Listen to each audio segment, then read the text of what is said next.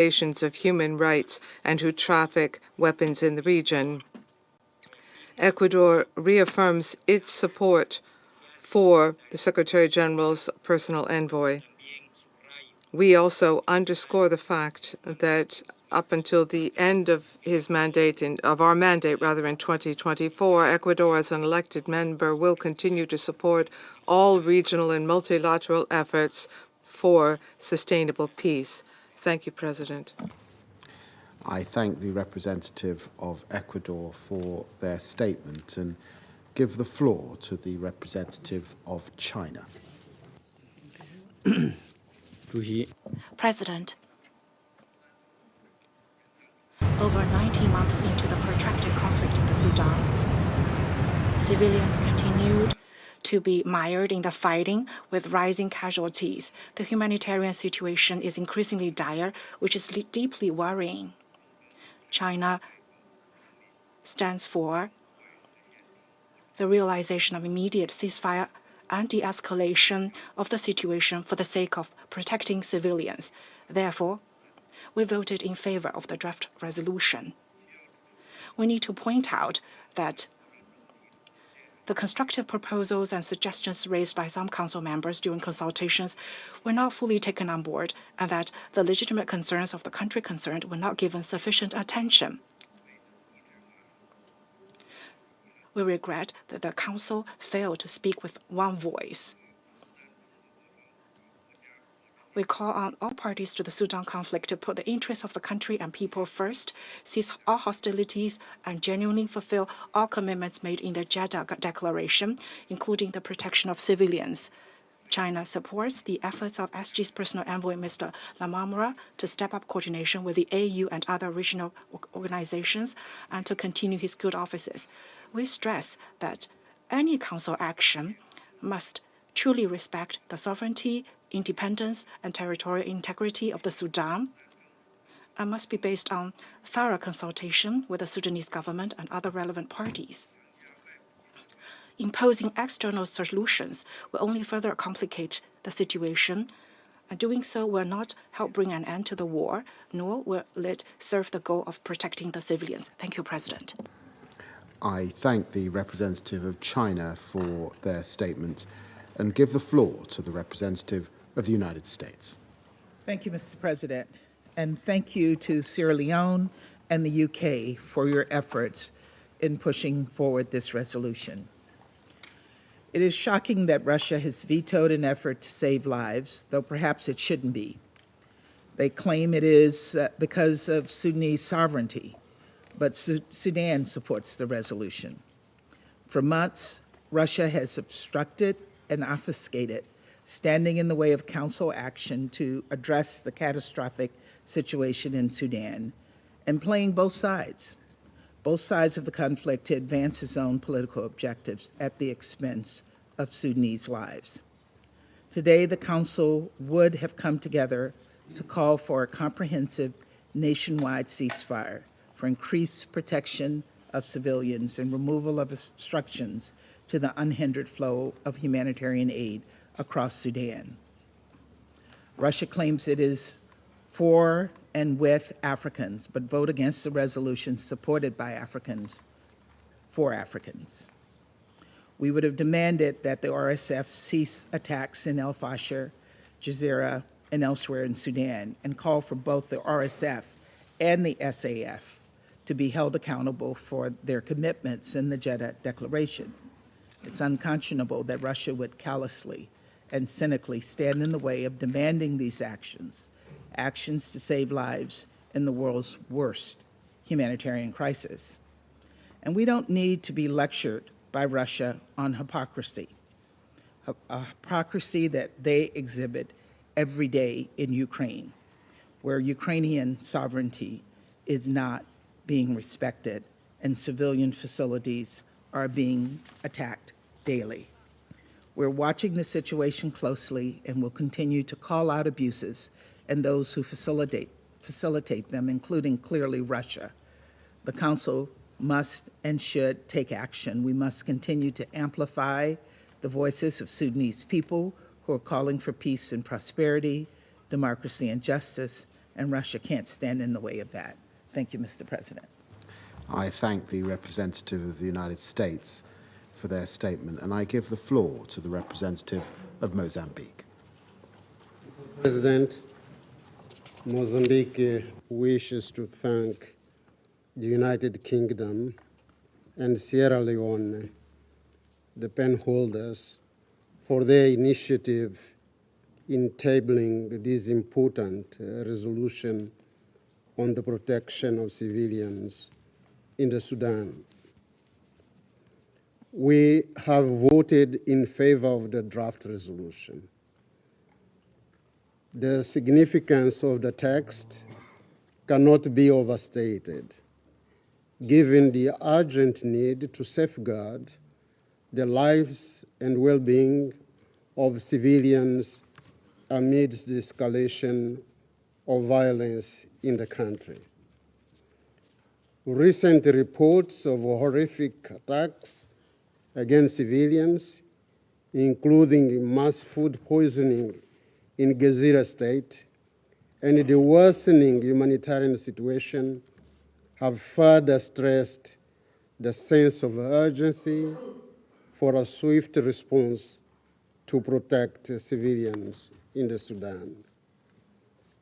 The collaborative efforts of nations in addressing such critical issues are therefore vital for the promotion of an immediate ceasefire, peace, and stability.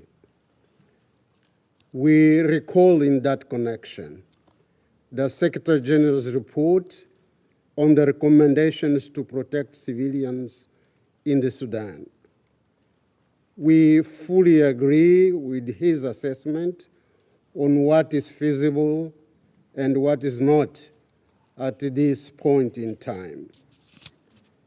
We are of the view that the Secretary General's report constitutes a good basis to guide the Security Council's continued discussion on concrete and realistic measures to support efforts to protect civilians in the country. The text we have just acted upon underscores our collective concern with the safety and security of the Sudanese people.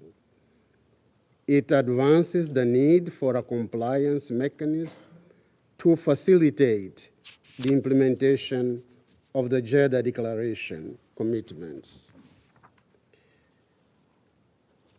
Mr. President, we consider that the parties in conflict are duty-bound to take necessary measures to minimize the impact of the conflict on civilians, particularly women and children. Mr. President, Mozambique remains convinced that the most sustainable approach to protect civilians in the Sudan is to end the conflict. There is no humanitarian solution to humanitarian problems. In the present case, coordinated efforts are needed to persuade the parties to commit to a ceasefire and engage in meaningful negotiations to a definitive cessation of hostilities. Coordination between different mechanisms, both regional and international, is fundamental, considering the multiplicity of peace initiatives on Sudan. The effectiveness of these initiatives hinges on how well they are coordinated and integrated. In this connection, we wish to express our strongest support to the personal envoy of the Secretary General, Mr. Ramtane Lamamra, for his excellent work for peace in the Sudan. Mr. President, Mozambique reiterates its support for the unity, sovereignty, and territorial integrity of the Sudan. We stand ready to continue to constructively engage with the members of the Security Council towards peace, stability, and prosperity of the Sudan and its people. I thank you, Mr. President. I thank the representative of Mozambique for their statement, and I give the floor to the representative of France. Mr. President, France deplores the fact that the Security Council has not managed to adopt this resolution because of the veto levied by Russia without any convincing justification. The draft proposed by the UK and Sierra Leone, to whom I paid tribute, it was calling for a ceasefire. The situation in Sudan is disastrous. There was an urgent need for this council to call for this. Here, as elsewhere, the humanitarian crisis can only be settled if weapons are laid down. 14 members of the Security Council supported this text, and Sudan as well. France does hope that this council can, as soon as possible, shoulder its responsibility and set up a ceasefire. We also would like to support the efforts of the personal envoy, Mr. Lamara. Thank you. France for their statement, and I now give the floor to the representative of Algeria.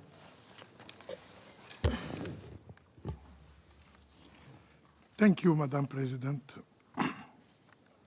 We wish to thank the United Kingdom for their efforts during the negotiation process of this resolution we finally supported. As the conflict in Sudan is reaching an unprecedented level of violence and tension, the protection of civilians has to be our top priority.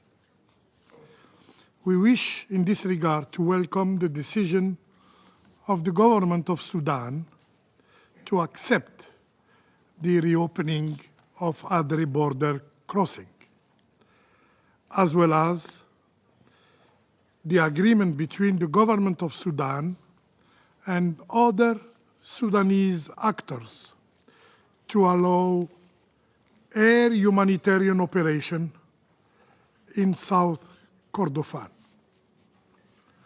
Our hope is to see more humanitarian assistance reaching the populations in need following this commendable decision. Our support for this resolution emanates from our deep belief that the Security Council must fulfill its part in providing the right responses to protect civilians in Sudan within the provision of international humanitarian law and international law. This response, however, needs to remain guided by the full respect of Sudan's sovereignty, independence, and territorial integrity. Very clearly, we are not in ease with the propension to place the internationally recognized government of Sudan and the Sudanese Rapid Force on an equal footing.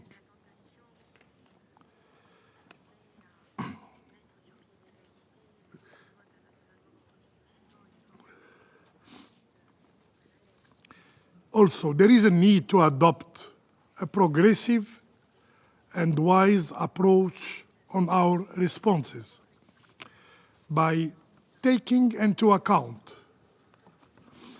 the real condition on the ground as described by the Secretary General of the United Nations,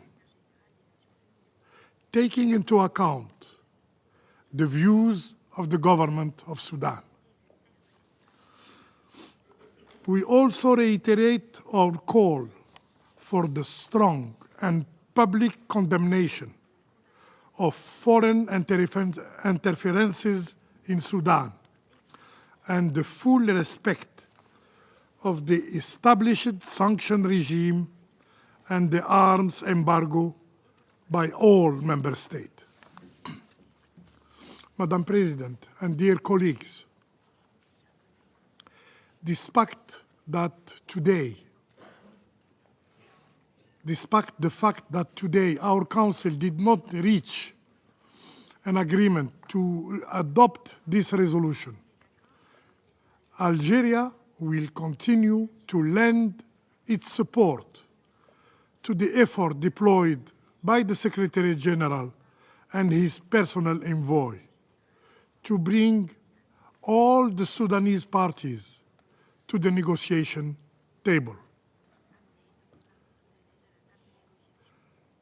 And we conclude by calling again and again on these Sudanese parties to finally agree without further delay on a ceasefire. I thank you. I thank the representative of Algeria for their statement, and I now give the floor to the representative of Sudan.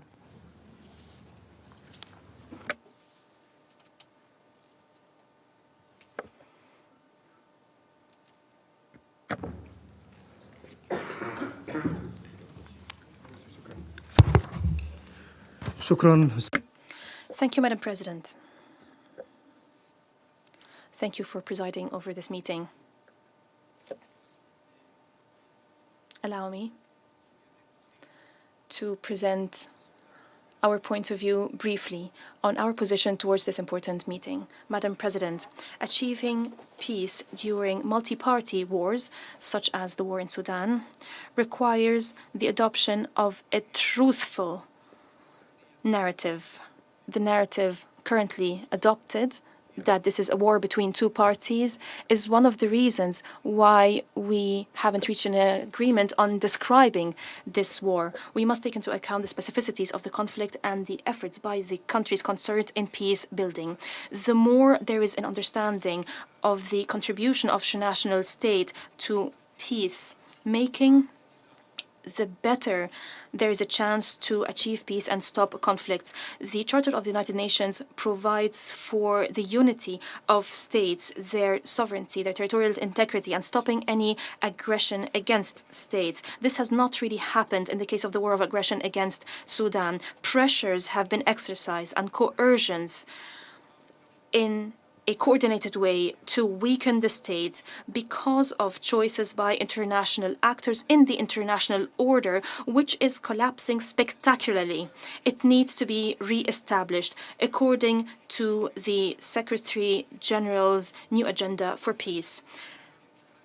The Council is still hesitant to name the aggressors, and it knows who the aggressors are. We did not know that efforts were made secretly to stop arms consignment to militias and mercenaries. And the consignments have increased incredibly after the Sudan opened the Adri crossing board, which was extended while setting certain conditions for the state to oversee these operations to facilitate humanitarian work. This expanded regional interventions and aggravated the war, even when the militias targeted civilians with attacks, even when it perpetrated massacres and forcibly displaced civilians. It took the Council 18 months to condemn these atrocities that were condemned by some Council members in their national positions, and we thank them for it. So standing by the Sudanese people, stopping the aggression, stopping the war,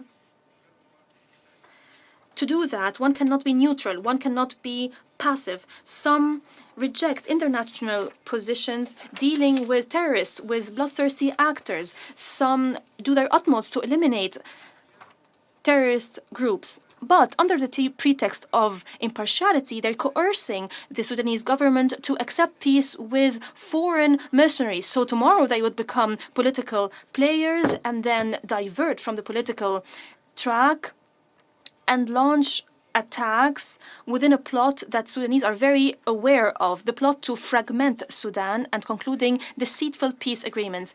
Madam President, there are those who insist on making Sudan dependent on humanitarian aid. Sudan has fertile land and has enough agricultural potential to feed the world. Of course, the Sudan is able to feed the Sudanese people that have been wronged time and time again by some international actors.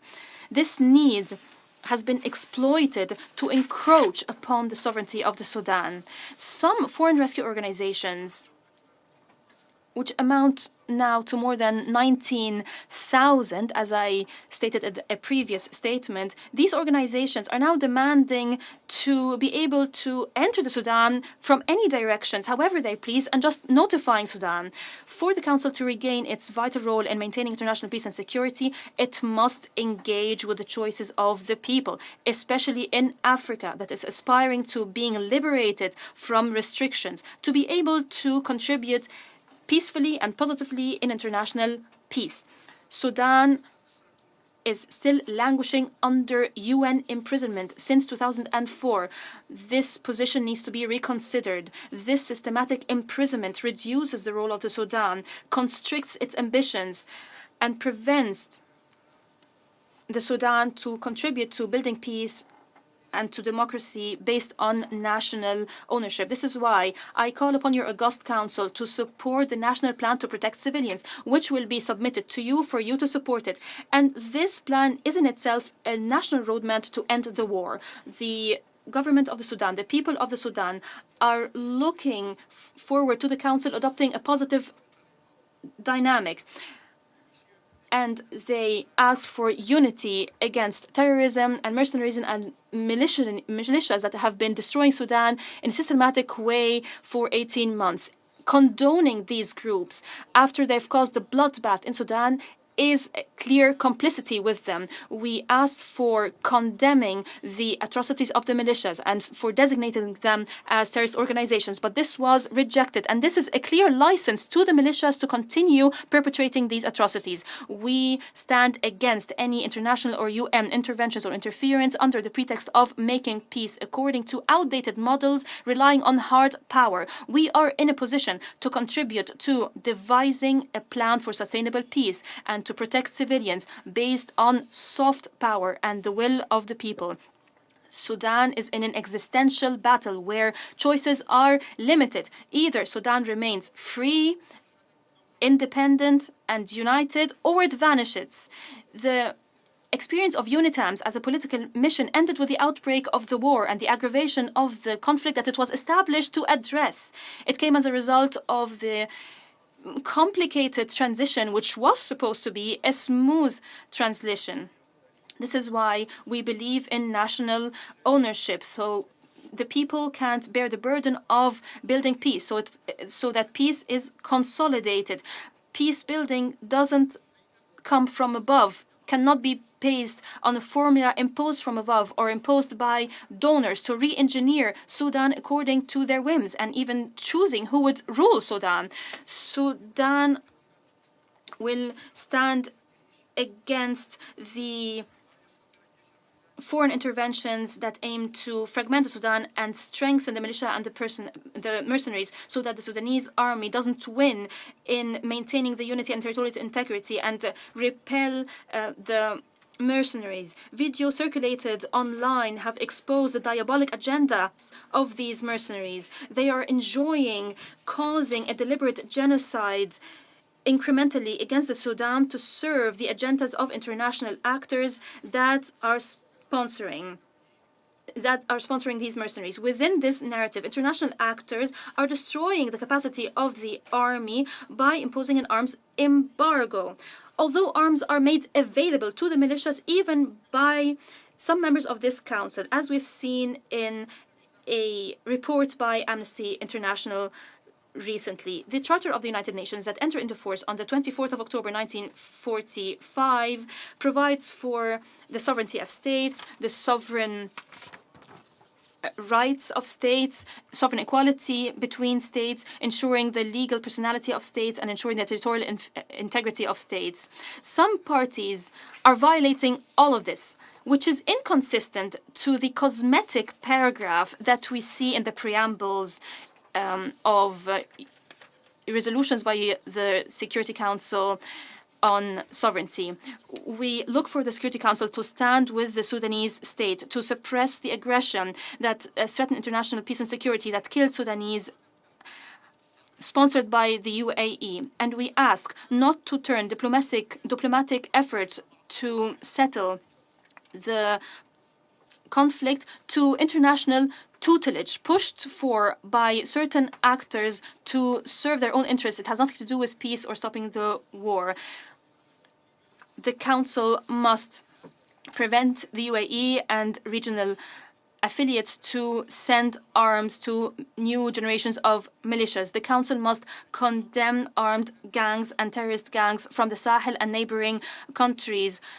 They are violating the Charter. They are perpetrating atrocities. They're displacing people, and they're bringing people from the outside to occupy the homes of Sudanese residents. They're even using AI against the territorial integrity of the Sudan. The Secretary General, in his policy brief on the new agenda for peace, stressed the need to uphold the Charter as conflict and terrorism are on the rise. He called for non-interference. He called for adopting regional initiatives to settle conflicts. He called on states to refrain from having hegemonic ambitions against neighboring countries. He called for preventive diplomacy, and he addressed the increasing role of armed groups within states, and he also referred to increasing terrorism in Africa. I thank the Council. I thank all those who cooperated with Sudan to achieve peace. We are ready to cooperate with you to stop this war, to condemn the militias and consider them terrorist militias, to stop the flow of arms across the borders, to respect the sovereignty of Sudan through implementing a plan to protect civilians. I thank you, Madam President. I thank the representative of Sudan for their statement. There are no more names inscribed on the list of speakers. The meeting is adjourned.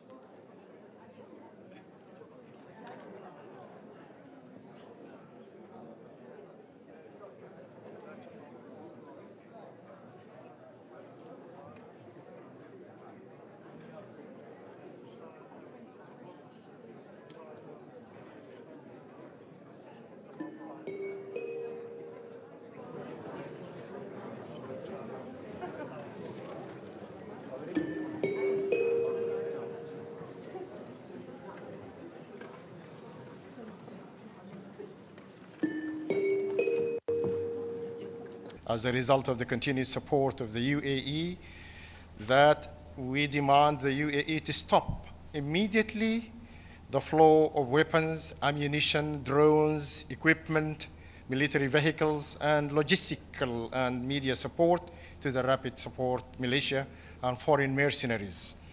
We also told them that we need the Council to prevent the neighboring countries from allowing safe passage and for smuggled weapons, including the militia and the fighters and the mercenaries who come through their territories. And there is also a continued support of the UAE and its regional partners. This continuous and sustainable support for the militia in Darfur and across Sudan borders is the sole reason for the continuation of the conflict. Therefore, and to end this conflict, there must be put to this an end to this blatant interference that violates the UN Charter, encroaches on sovereignty and national law, and conflicts with the maintenance of international peace and security. We also need classifying of the militia as a terrorist militia with a specific trend of ethnic supremacist status, because it wages a war of extermination against civilians and tortured them for ethnic motives. And we also asked them during the negotiation for the withdrawal of the militia to gathering areas or points designated for them under the supervision of the United Nations, and their evacuation of homes they occupy to facilitate the return of citizens to their homes in the Triangle capital. Both steps to end the conflict. I think if this has been done, it will end the conflict, because the armed forces did not start the war, but were attacked in their headquarters, which necessitated them to exercise the right of self-defense. Sudan has cooperated and will continue to cooperate with the United Nations Secretary General. After over a year of horrific war and bloodshed, the region is in a grim crossroad. The war between Hamas and Israel has spread to the region, involving non-state armed groups and now engulfing large swaths of Lebanon in a war between Hezbollah and Israel amidst repeated escalation exchanges between Israel and Iran. As feared, a year of armed exchanges across the blue line between Israel and Hezbollah has erupted into an all-out war. Daily barrages of rocket fire from Lebanon towards northern and central Israel, massive Israeli airstrikes across Lebanon and an Israeli ground operation in the southern Lebanon have led to alarmingly high numbers of casualty and massive destructions. Armed groups operating from Yemen, Iraq, and Syria have also continued to launch missiles and projectiles towards Israel, while Israel continues to strike in Yemen and Syria. Israel and Iran have also engaged in overt and direct military confrontations, with Iran launching hundreds of drones and ballistic missiles at Israel, and Israel conducting extensive airstrikes on Iran. Madam President, we are living a nightmare. The trauma and grief that has been unleashed is immeasurable. Hamas' appalling terrorist attacks inside Israel on 7 October 2023, and Palestinian armed groups killing and continued holding hostages in unbearable conditions has devastated Israel. Grinding warfare and Israel's devastating military campaign in Gaza has wrought mass destruction and enormous casualties. Most of the Palestinian population in Gaza has been displaced, and whole areas of the Strip are being emptied and made uninhabitable.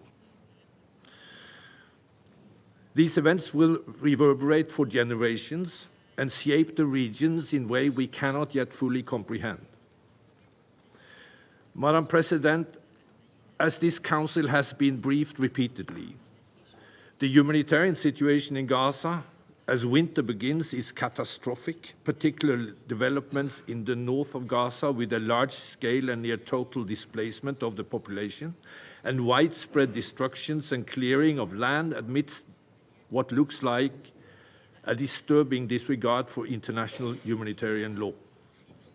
The United Nations and its partners are working around the clock to bring assistance to the population in Gaza, but humanitarian agencies continue to face an incredible challenge and dangerous operational environment, as well as access restrictions that seriously hinder the vital work.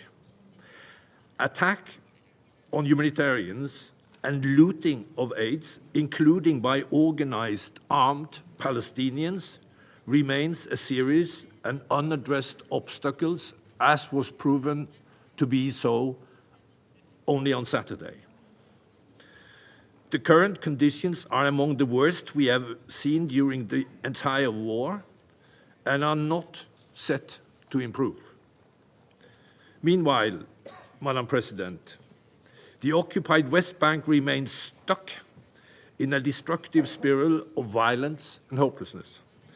Israeli military operations in Palestinian cities and refugee camps in Area A continue, often leading to armed exchanges with Palestinian militants, while Palestinian attacks against Israelis and high levels of settler-related violence also persist. In all of this, civilians continue to pay the price, very often and increasingly with their lives. At the same time, settlement expansion continues unabated as the Israeli government has taken numerous steps to accelerate settlement advancement, while some ministers now openly calling for formal annexation of the West Bank in the coming months and establishing settlements inside Gaza. This comes in the wake of significant steps in recent months to reshape Israeli control in the West Bank, including not only settlement enlargement, but large-scale state land declarations and the appointment of civilian deputy in the civil administration, thus deepening the illegal occupation. These dynamics exact a political toll, further undermining the Palestinian Authority, which continues to face an ongoing fiscal and institutional crisis.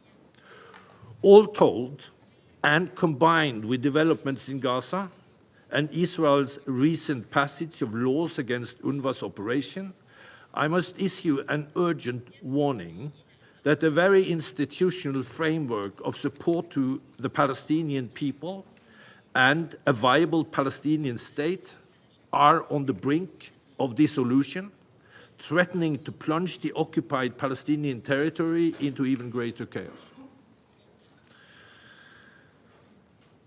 Madam President, how much more misery can ordinary people on both sides be expected to endure? What greater burden can we place on humanitarians to deliver? How much further can we bend the system of international law and institutions meant to protect innocent civilians? How many times can we test the limits of restraint? How deeply can we allow Palestinian institutions to be undermined, threatening the very arrangement meant to ensure a peaceful settlement to this conflict? Frankly, I don't have the answers, but I can tell you that what we are living now is the result of us testing all these breaking points for way too long. The steps being taken on the ground in Gaza and the occupied West Bank that I have outlined, not only today, but over many briefings to this Council, are taking us further away from the peace process and ultimately a viable Palestinian state. Armed resistance and military solution will ultimately fail to provide safety or security for anyone. We need to see greater security for Israel and Palestinians realization of the right to self-determination. Although preparation for recovery and reconstruction are well underway, humanitarian relief and reconstruction can be no more than band-aids absent a political solution. Mr. President, if the parties cannot find a path out of the perpetual warfare, the then international community must define the path forward. The international community must act now, together with the parties, to change the dangerous course we are on. Here is what we need. We need an immediate ceasefire and release of hostages in Gaza. We need the ongoing and concerted diplomatic effort to de-escalate tension around the region, including ceasefire in Lebanon, anchored in the full implementation of the UN Security Council Resolution 1701. And we need to see implementation of concrete, irreversible steps towards a political framework that resolves the Israeli-Palestinian conflict, ends the occupation, and achieve the two-state solution. The international community must put down clear markers on how to end the war in Gaza in a way that lays the groundwork for a viable and sustainable political future. I have mentioned some of these principles in my recent briefing to the Council. I choose to reiterate them here today because they need urgent safeguarding and attention. Gaza is and must remain an integral part of a future Palestinian state with no reduction in its territory. The repeated displacement of the Gaza population must cease, and people must be allowed to return to their homes. There should be no long-term Israeli military presence in Gaza, while at the same time Israel's legitimate security concerns, particularly in the wake of the acts of terror committed on 7 October, must be addressed. Calls for the re-establishment of Israeli settlement in Gaza must be firmly rejected and clearly opposed. Gaza and the West Bank must be unified politically, economically, and administratively. They must be governed by a Palestinian government that is recognized and supported by the Palestinian people and the international community. There can be no long-term solution in Gaza that is not fundamentally political. Mr. President, supporting and sustaining a meaningful political process that can effectively address these issues will require an international community that is engaged and coordinated. There must be a context in which the international community can muster the tools and a timeline for how these conflicts should end, rooted in well-recognized principles, with the capacity to leverage the strength, resources, and influence of the region and international parties with the two parties. We are again in need today of such a political framework that will allow for a streamlined collective response to the acute recovery and reconstruction needs in Gaza, while ensuring these needs are addressed within the context of a political process that tangibly advances us towards a two-state solution and a lasting peace. The UN remains fully committed to participate in it and cooperate with such an effort, and to do its part to ensure that this awful war not only ends soon, but concludes in a way that ensures a better future for Palestinians, Israelis, and all the region. Thank you. I thank Mr. Wennesland for his briefing. I shall now make a statement in my capacity as the Secretary of State for Foreign, Commonwealth and Development Affairs of the United Kingdom. Thank you, Tor, once again for your frank report. The situation is devastating and frankly beyond comprehension, and it's getting worse, not better. Winter's here. Famine is imminent. And 400 days into this war, it is totally unacceptable that it's harder than ever to get aid into Gaza.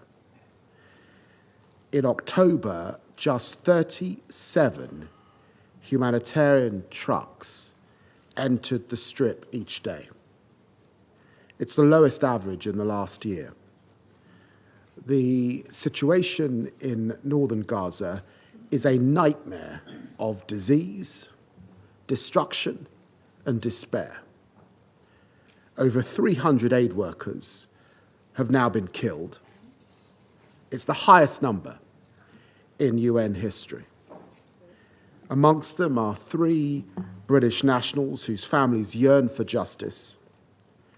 More children have been killed in any recent conflict anywhere in the world. And meanwhile, Hamas still cruelly holds onto the hostages, including British national Emily Damari, extending their family's torment even further. In the West Bank, an environment of impunity exists for extremist settlers. And since October the 7th, conflict has spread, engulfing, of course, Lebanon. We must bring this multi-front conflict to an end.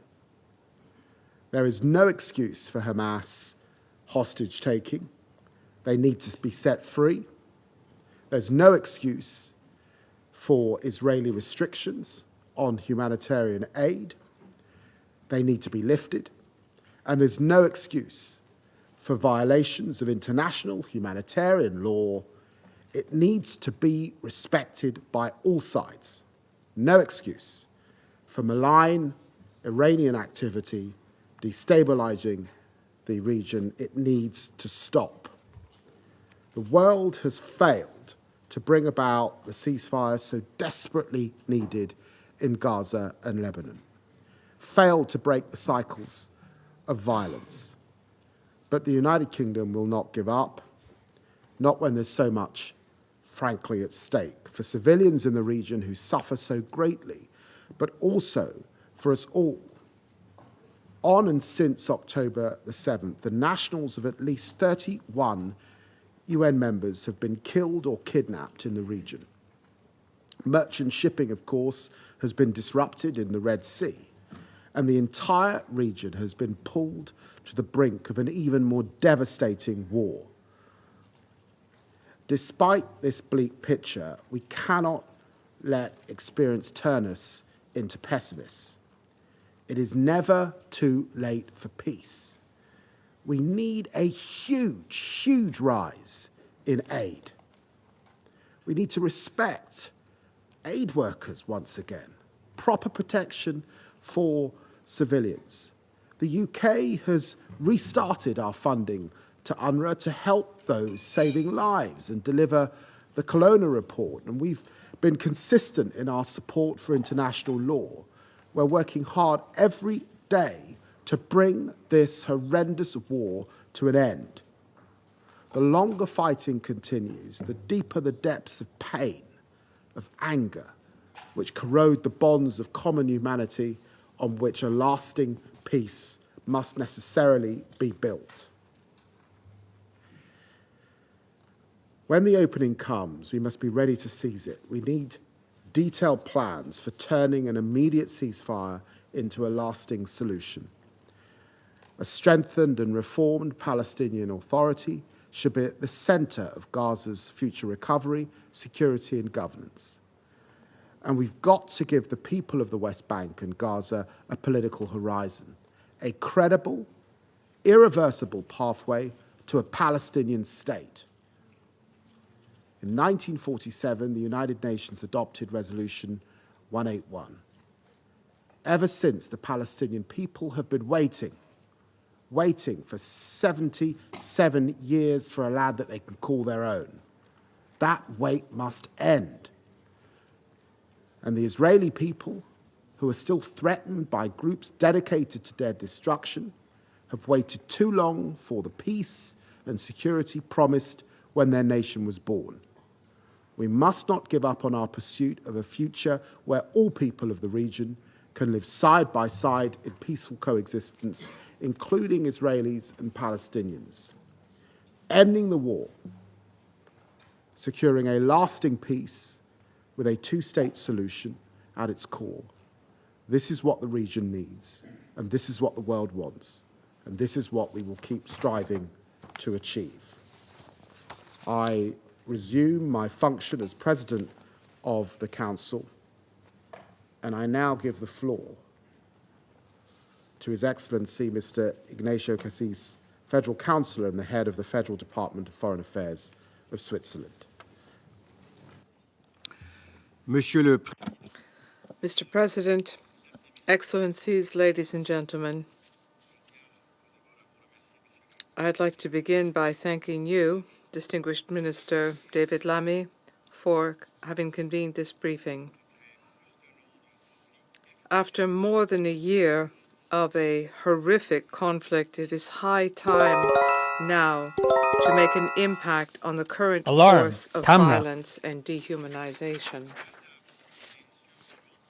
In Gaza, the survivors, including numerous children, are suffering from hunger, from wounds, and from illnesses. The hospital system has been almost completely destroyed, and in the north of Gaza, the danger of famine is imminent.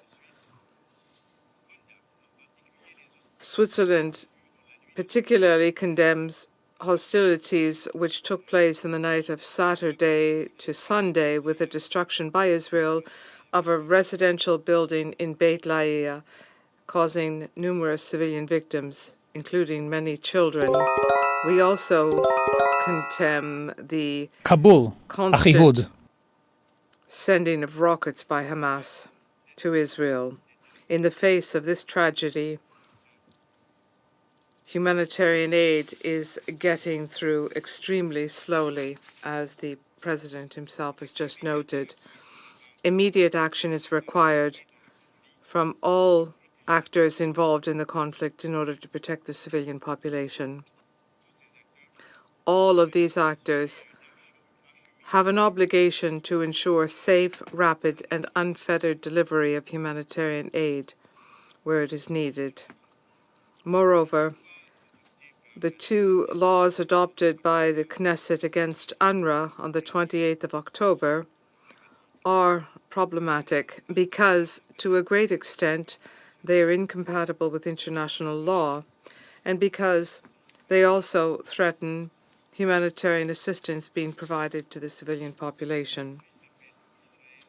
Switzerland calls on Israel to respect its obligations under international law, including the United Nations Charter and international humanitarian law. This also includes Israel's obligation as an occupying power to ensure that basic needs of the population living in occupied Palestinian territory are met. I also reiterate my call for an immediate ceasefire in Gaza and for the immediate unconditional release of all hostages. Switzerland is also concerned at the escalation of violence in the West Bank, and we reject any calls aimed at an annexation of that territory. I also call for an immediate ceasefire in Lebanon and for the comprehensive implementation of Resolution 1701 by all parties.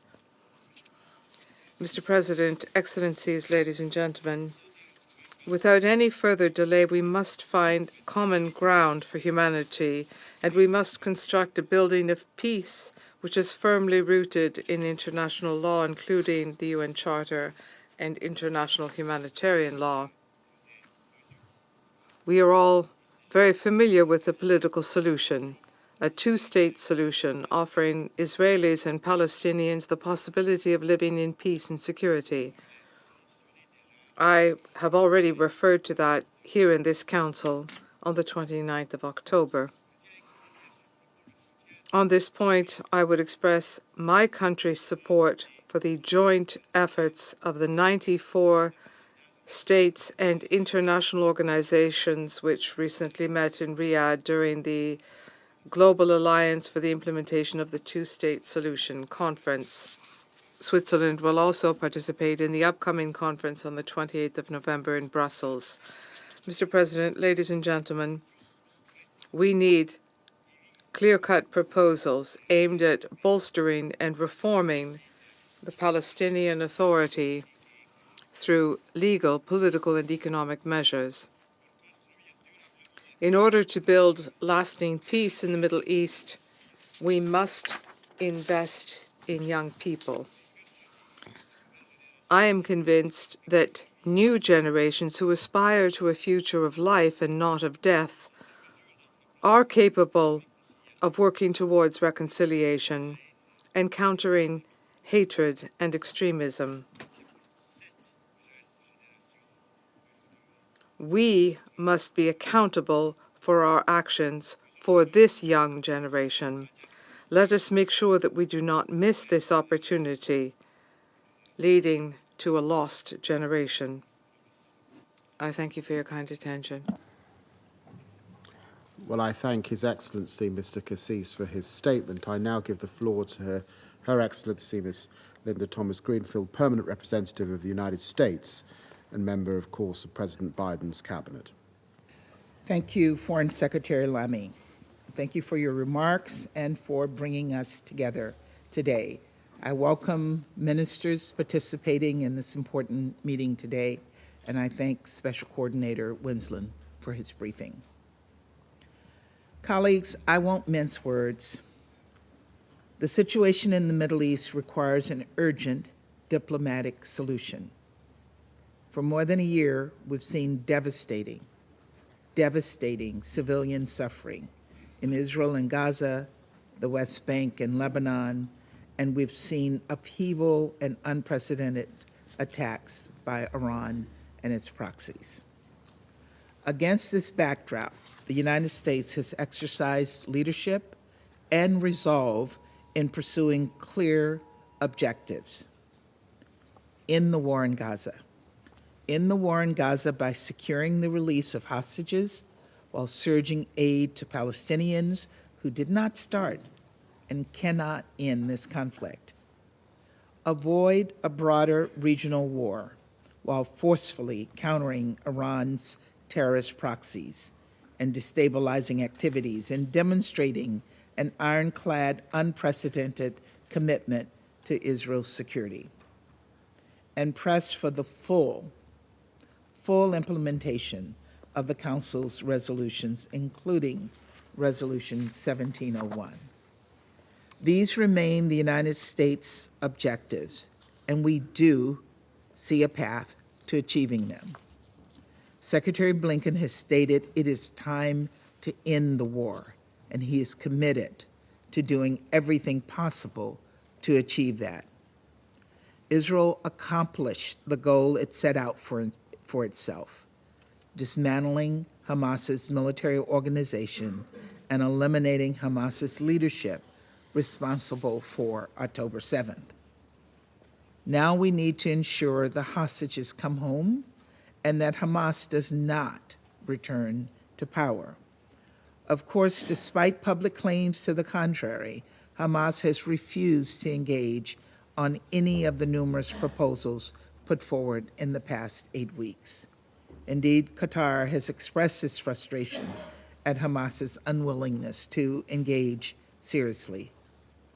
Still, we will not give up on this diplomacy. As we press for an end to the war, Israel must also urgently take additional steps to alleviate the catastrophic humanitarian situation in Gaza. The United States has been specific about what exactly Israel must do to improve the situation for Palestinian civilians. We're closely tracking Israel's actions in this regard and engaging with its leaders every single day, and there has been some progress. Israel is currently working to implement 12 of the 15 steps we have outlined. Still, we need to see all steps fully implemented and sustained. And we need to see concrete improvement in the humanitarian situation on the ground. That includes Israel allowing commercial trucks to move into Gaza alongside humanitarian assistance. This is crucial to avoiding famine. We also need Israel to address persistent lawlessness so that the hundreds of trucks of aid arriving at crossing points into Gaza can reach people in need. Most significantly, we need real and extended pauses in fighting and combat in large areas of Gaza, again, so as to enable assistance to reach people in desperate need.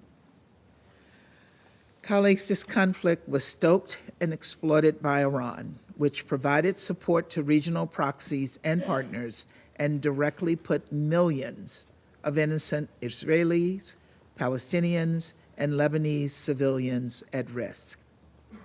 The United States has responded forcefully, deploying its military assets on 2 occasions when Iran launched unprecedented ballistic missile attacks on Israel. And as President Biden has made clear, we will continue to stand alongside Israel and all of our regional partners in defending against Iran's destabilizing regional actions. At the same time, we recognize with Nasrallah and other Iranian-backed proxies eliminated, a diplomatic resolution is needed to end the fighting in Lebanon, achieve stability along the Blue Line, and return Israeli and Lebanese citizens safely to their homes. Israeli officials last week underscored their openness to a diplomatic resolution that would do just that.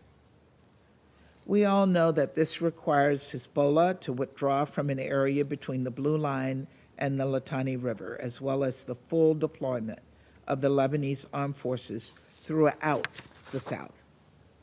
For far too long, Hezbollah has threatened the security of Israel, Lebanon, and the region.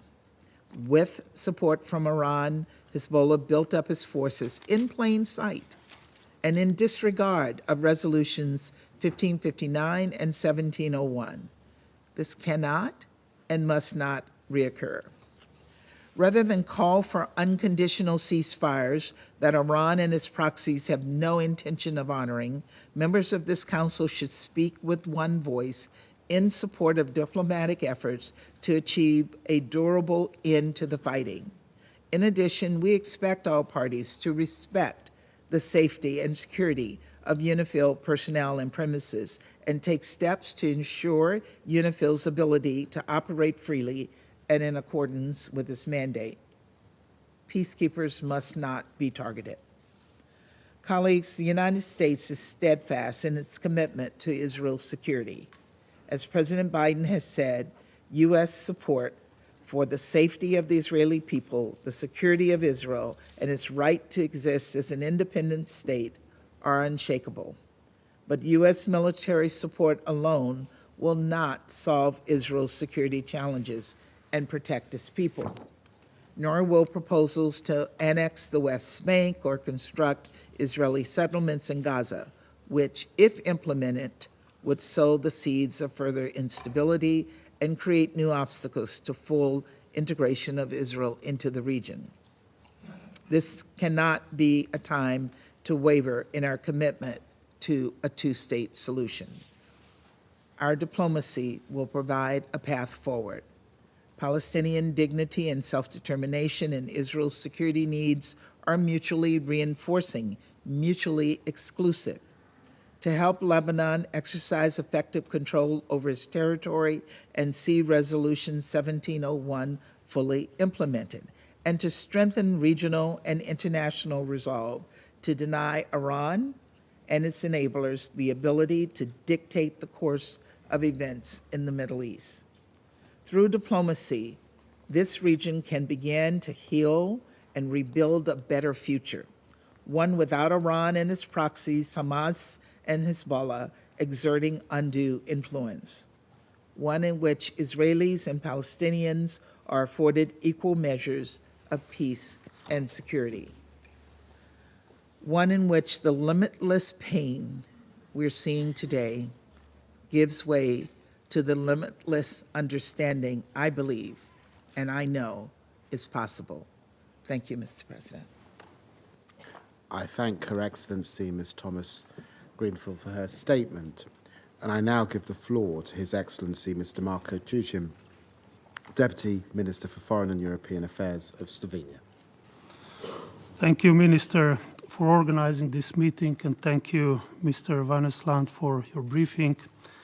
Looking back in history, this past year will stand out as a year of monumental shifts for the world as a whole, and in particular for the Middle East. For people in the region, this was a year of pain and destruction never seen before. Nothing in recent history could be compared to the brutality that we see in Gaza today, to the number of civilians killed, to the number of women and children killed. Nothing in recent history could be compared to the number of displaced people.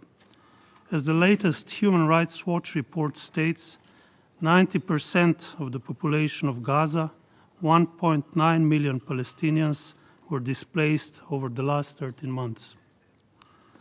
There should be no doubt, humanity has failed again, and the only way to bring back hope is an immediate ceasefire. This Council must voice a united demand for a ceasefire and humanitarian access without delay.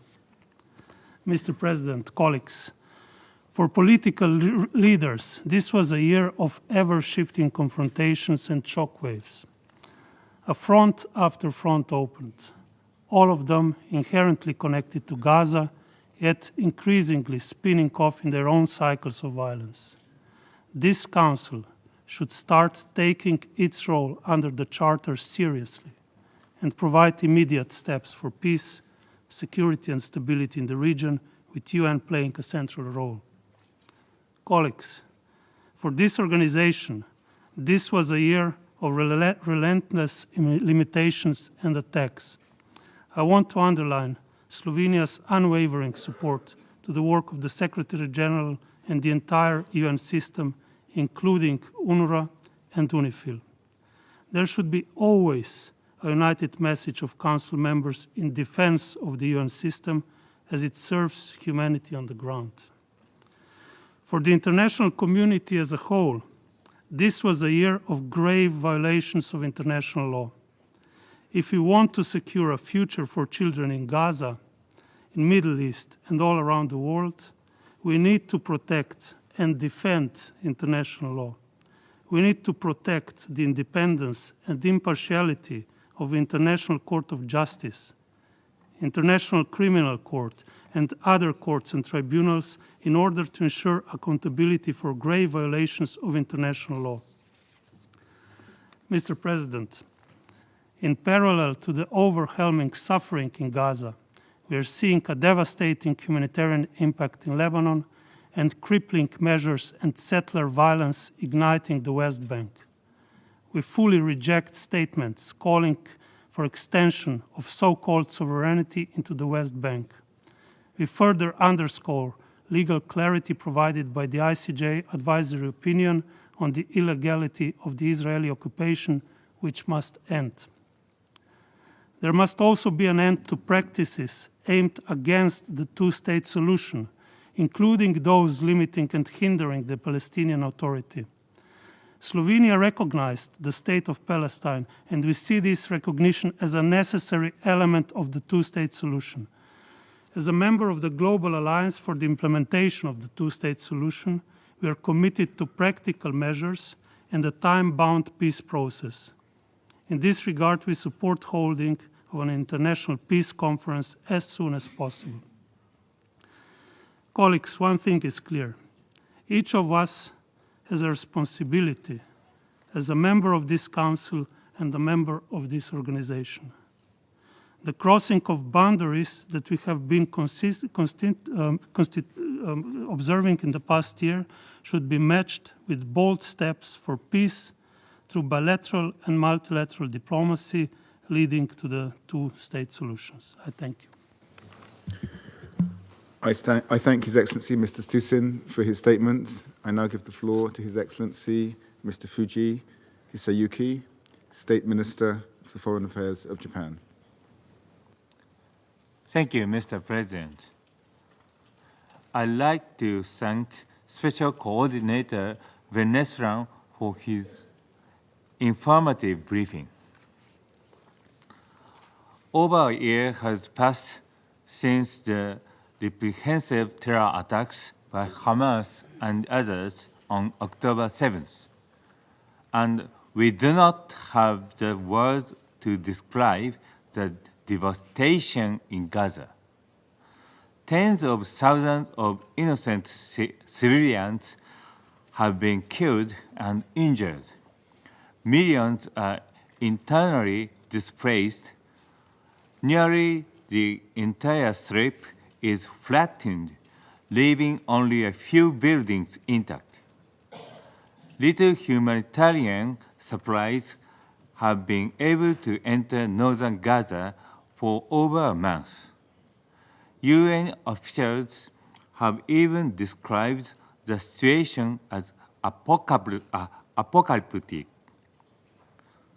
Japan's policy has been consistent. All parties must immediately agree to a ceasefire as well as the release of the hostages,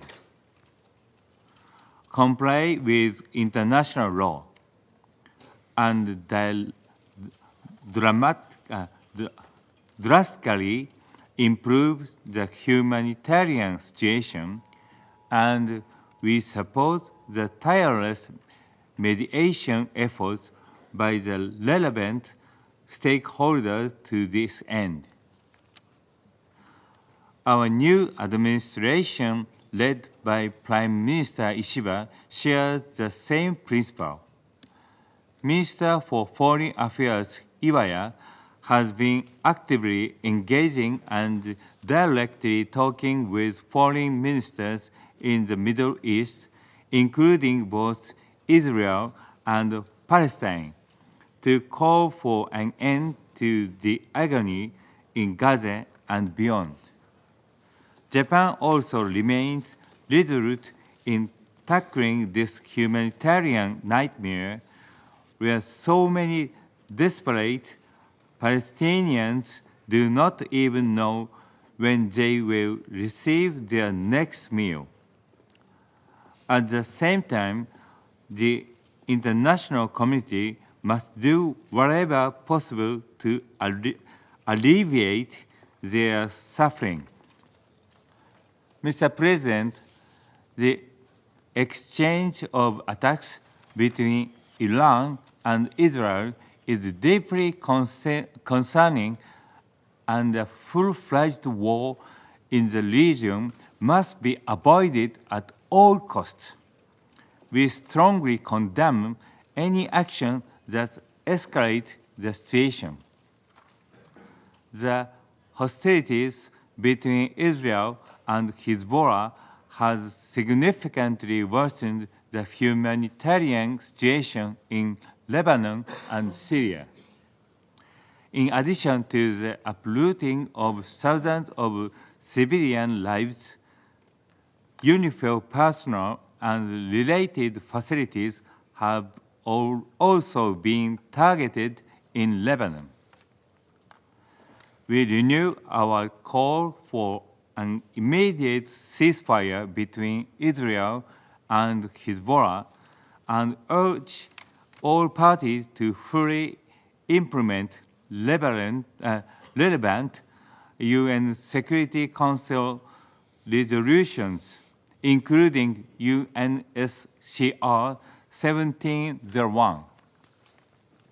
Mr. President, in order to respond to the humanitarian crisis in the region, including the catastrophic situation in Gaza, it is imperative to significantly increase the amount of aid and allow greater humanitarian access.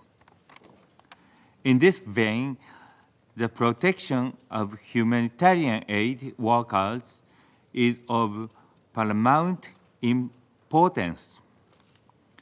Hundreds of humanitarian personnel, including more than 240 UNRWA staff members, lost their lives, some while on duty. This is totally unacceptable. UNRWA plays an indispensable role in providing humanitarian assistance, healthcare, education, and other vital support to Palestine refugees, not only in Gaza and the West Bank, but also throughout the region. Japan reiterates its grave concern over the legislation adopted by the Israeli Knesset that would severely restrict the activities of UNRWA. We strongly urge the government of Israel to ensure a safe and unhindered operating space for UNRWA. Ensuring neutrality is likewise crucial for UNRWA. We must not tolerate any terror attacks by Hamas. We support UNRWA's effort to implement the recommendations from the Independent Review Group.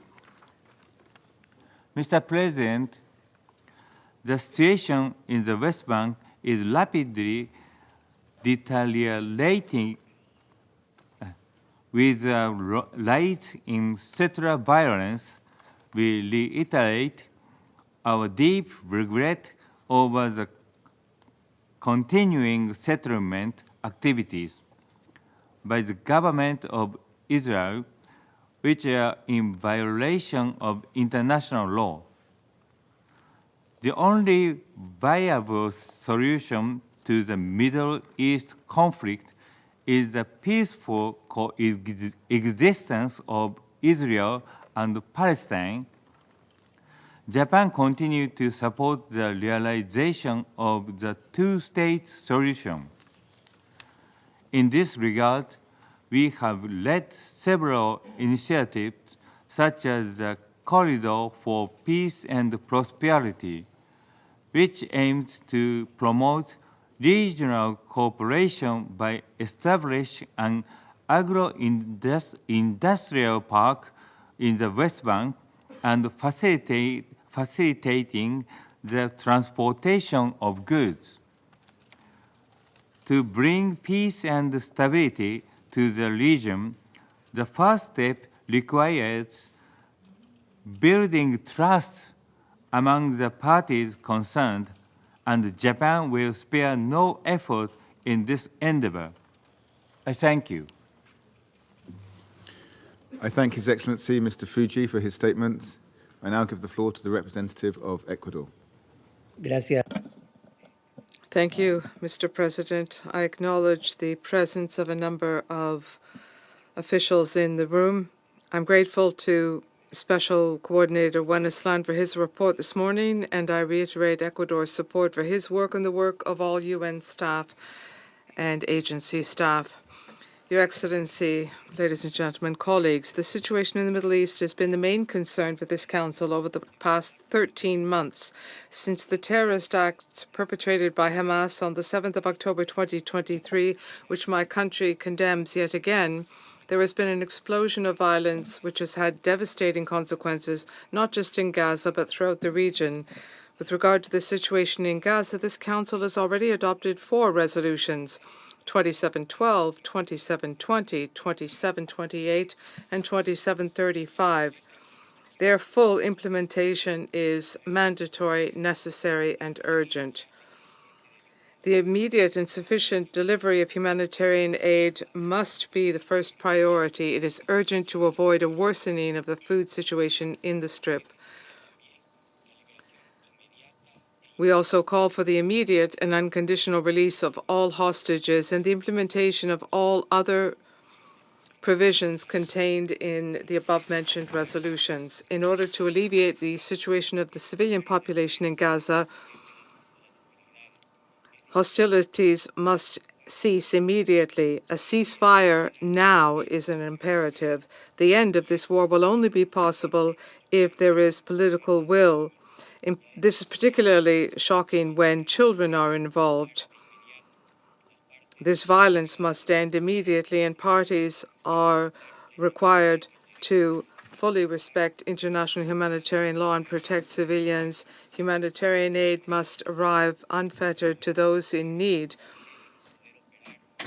Humanitarian actors must be able to work without restrictions. The end of this war will only be possible if there is the political will of the parties in the conflict to prioritize peace and to work towards a negotiated political solution. It is our duty to facilitate and support any initiative leading to a peaceful, lasting, and just solution for the parties, with the existence of 2 states, Palestine and Israel, on the basis of the 1967 borders and relevant resolutions. The 10 elected members of this Council have worked together in recent weeks to promote this goal. We trust that our efforts will be successful.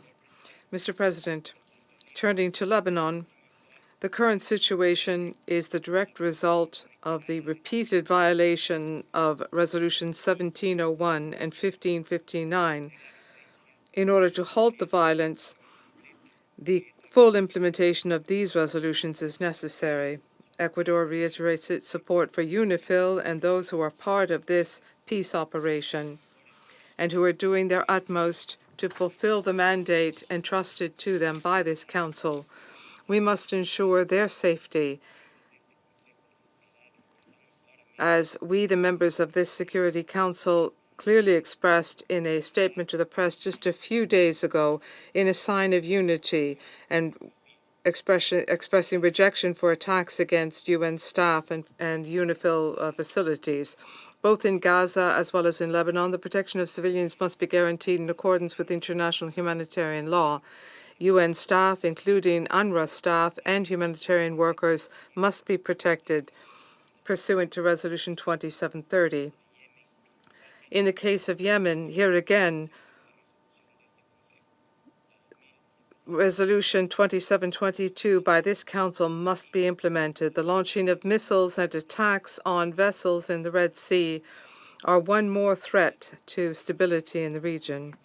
Mr. President, the Middle East is facing one of the most difficult moments in recent times.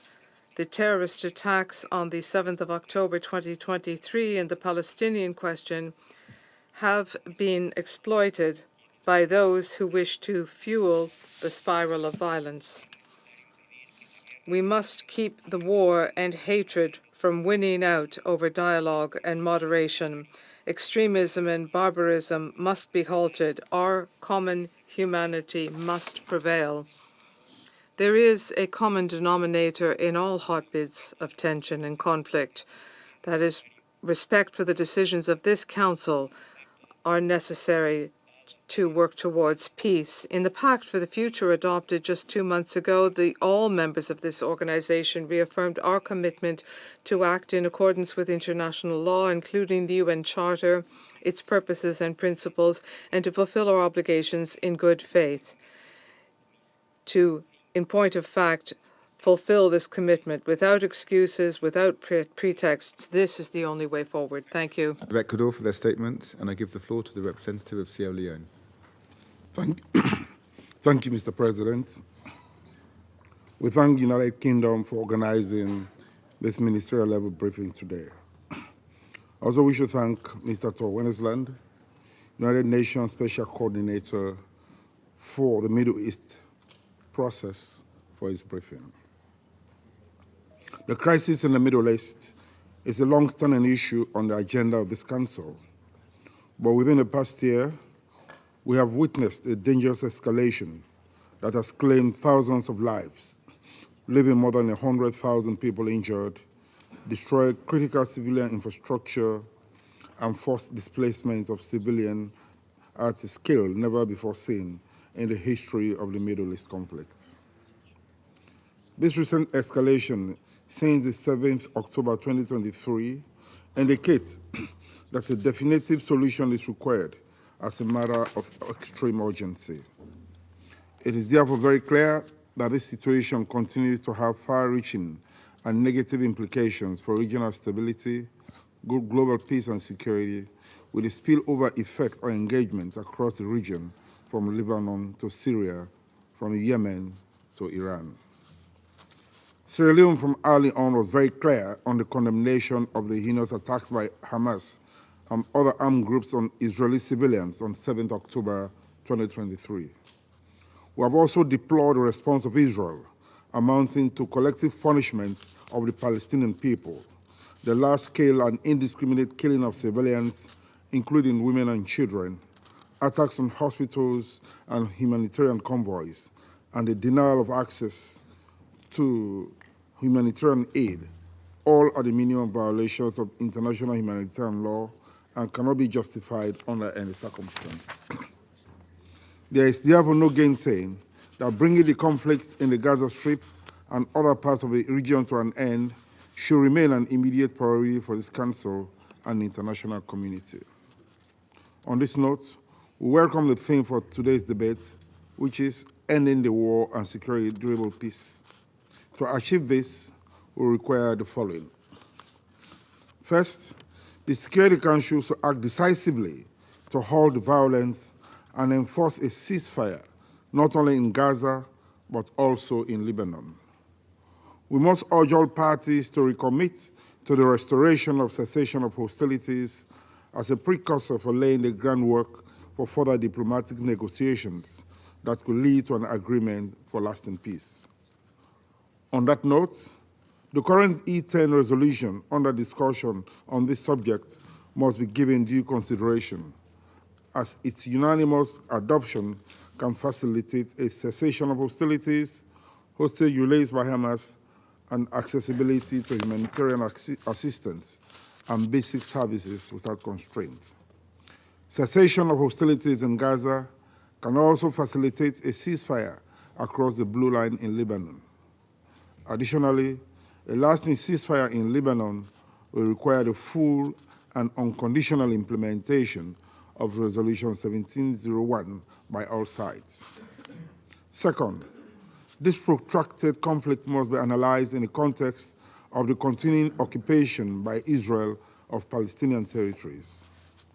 This has been established by the International Court of Justice Advisory Opinion of 19 July 2024, that the state of Israel's continued presence in the occupied Palestinian territory is unlawful.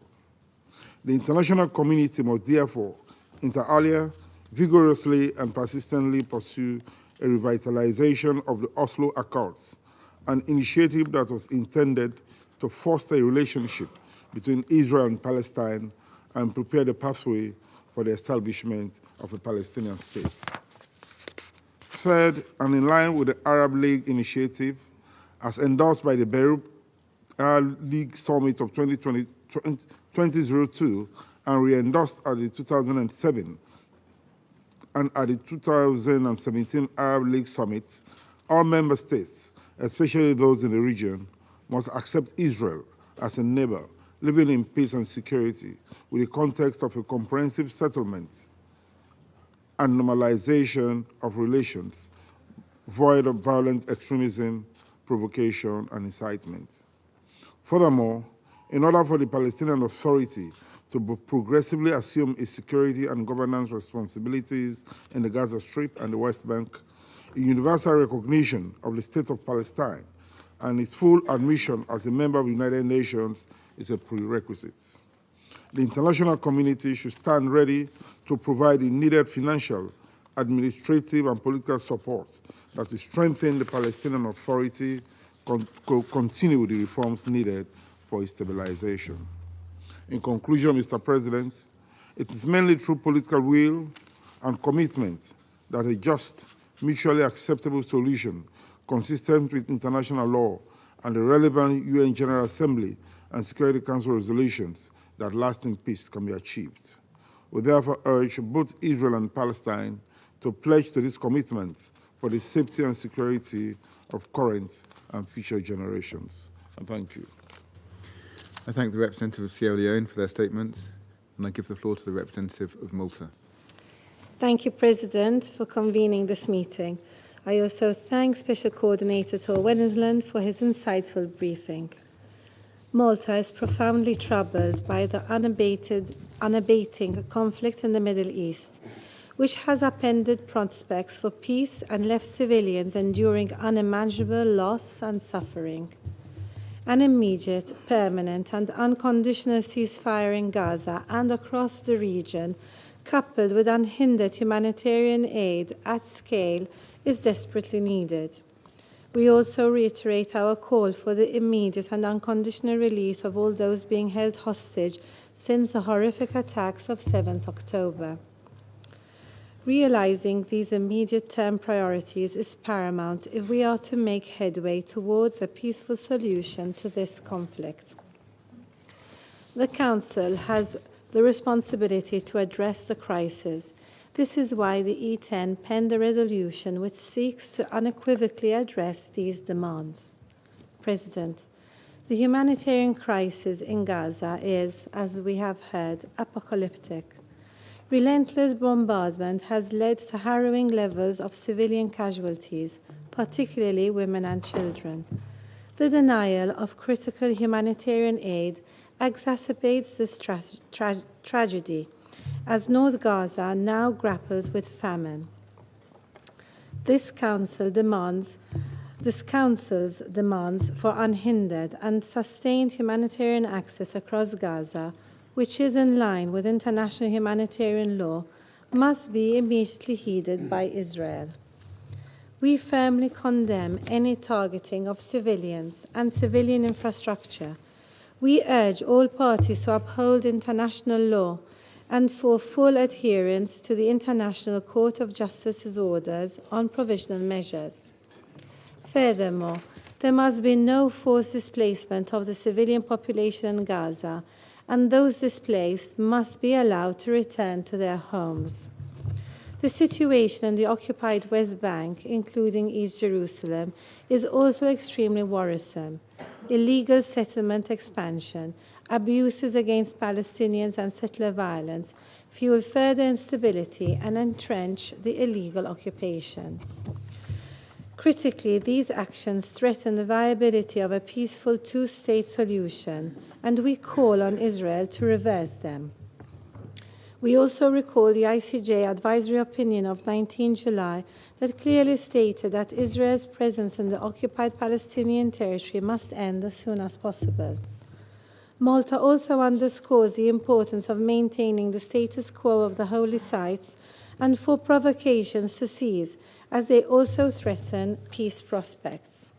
Moreover, we condemn any attempt to abrogate the 1967 agreement between Israel and UNRWA or to obstruct the agency's capacity to implement its mandate. We call upon Israel to rescind these gravely concerning legislative actions. UNRWA must continue to play its vital, irreplaceable role. President, turning to Lebanon, operations by the IDF and attacks by Hezbollah on Israel are blatant violations of 1701. We urgently appeal to all sides to recommit to the cessation of hostilities under Resolution 1701 and engage to avoid further escalation. Malta also expresses its profound concern over attacks on UNIFIL positions and peacekeepers. As a troop-contributing nation, we strongly reiterate the obligation on all actors to avoid actions putting peacekeepers or civilians in danger. President, the escalatory diplomatic efforts and the re-establishment of a political framework must be the beacons which guide the region out of this grave insecurity. An effective framework must support a unified Palestinian government that integrates Gaza and the West Bank. Palestinian unity is crucial for lasting peace and for discussions of a sustainable recovery plan for Gaza. The international community must urgently rally to ensure the fulfillment of Palestinian aspirations for statehood and self-determination, together with assurances for Israel's security. Malta once again reaffirms its unwavering commitment to the realization of a credible and irreversible two-state solution along the pre-1967 borders, addressing the legitimate aspirations of both sides, with Jerusalem as a future capital of two states living side by side in peace and security, in line with all relevant Security Council resolutions and internationally agreed parameters. We must not lose sight of this goal. This is the only path to a just and lasting peace. There is no other alternative. Thank you. I thank the representative of Malta for their statement, and I give the floor to the representative of Algeria. President, at the outset, I would like to express my gratitude to you for convening this important meeting. It reflects the urgency of the situation in the Middle East, particularly in the occupied Palestinian territories. It also highlights the pressing need for decisive action from the Security Council. I thank Mr. Tor Wennesland for his briefing. Our Security Council bears the primary responsibility for the maintenance of international peace and security. Yet, the impact of its numerous decisions and resolutions has been undermined by the intransigence, by the deafness of the Israeli occupying power. While the Council has been enabled to take decisive measures, tens of thousands of lives have been lost, and hundreds of thousands more are enduring hunger, illness, and forced displacement. To restore its legitimacy, to restore its credibility, this Council must fully shoulder its responsibility and act promptly and decisively to address this escalating crisis in the Middle East. In this regard, the Council must take the following steps. First, top priority is to halt the ongoing tragedy, to halt the ongoing massacre by imposing, yes, imposing an immediate, permanent, and unconditional ceasefire in Gaza and Lebanon. Also, it is vital to effectively address the catastrophic humanitarian situation as past efforts have fallen short.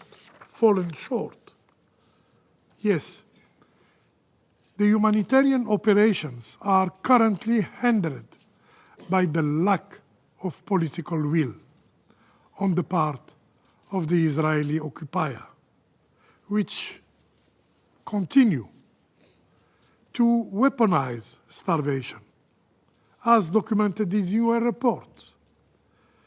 And we call on all Council members, to adopt the draft resolution submitted by the elected member of this Council without delay to achieve our common goal of an immediate ceasefire. Second, the Council must uphold the provisions of Resolution ES 10/24 of the General Assembly, which outlines a clear roadmap for ending the occupation and establishing a sovereign Palestinian state with Al-Quds Sharif as its capital. This shared objective is now under existential threat due to actions of the Israeli occupying authorities, including annexation plans in the West Bank, settlement expansion, and the displacement of Palestinians in flagrant violation of international law. Third, the Security Council must safeguard the agreed parameters for resolving the Palestinian question by ensuring Palestine's full membership in the United Nations, admitting Palestine as a full member state to the UN, reinforce international law, and compels the Israeli occupying power to comply with global norms. As President Abdel-Najim Tebboune stated, and I quote, "It is imperative to take immediate and urgent action to save the peace process, which is facing an unprecedented deadlock.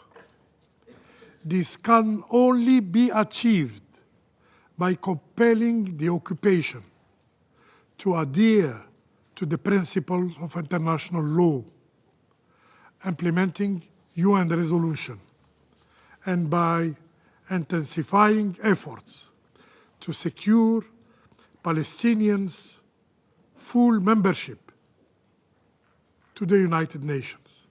End of quote.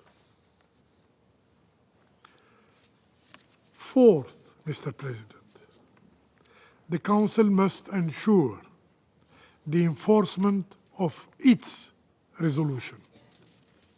Yes, by imposing sanctions on those who violate international law. Despite its explicit stance on the illegality of settlement, Resolution 2334, adopted 8 years ago, remain unenforced, allowing settlement activities to persist unchecked. Fifth, governance arrangement in Palestinian territories are and remain an internal and exclusive matter for Palestinians to decide. The international community's role is to support Palestinians and empower the Palestinian Authority to fulfill its responsibilities. UN agencies and other international institutions must unite effort to the Palestinian Authority in reunifying Gaza and the West Bank and rebuilding the territories, the infrastructures devastated by Israeli aggression. Sixth,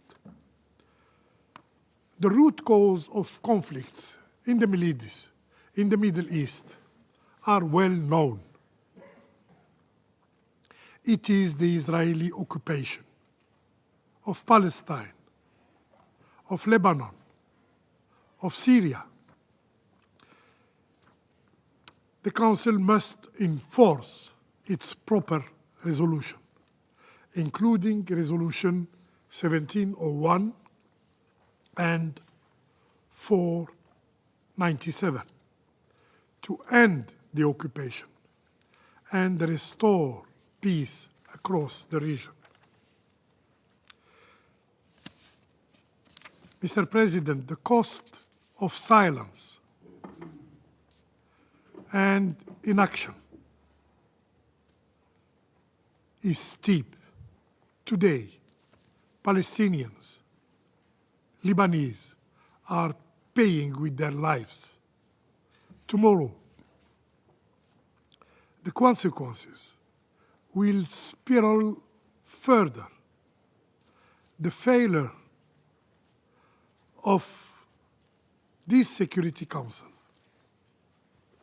and of the international community to implement its own decisions, its own resolutions, perpetuates a system dominated by force and erodes justice and the rule of law.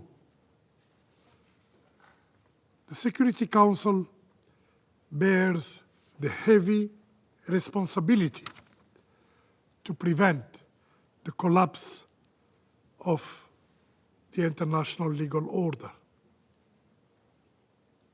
The time for action is now. It is imperative to restore hope of peace, to restore hope for peace, and to uphold the principle of justice and international law. I thank you. I thank the representative of Algeria for their statement, and I give the floor to the representative of France. Monsieur le Président. Mr. President, I would like to thank Mr. Venezuelan for his briefing. The Security Council needs to rally to achieve an immediate, permanent, and unconditional ceasefire in the Gaza Strip. France does hope that the Security Council will soon be able to speak with one voice on this.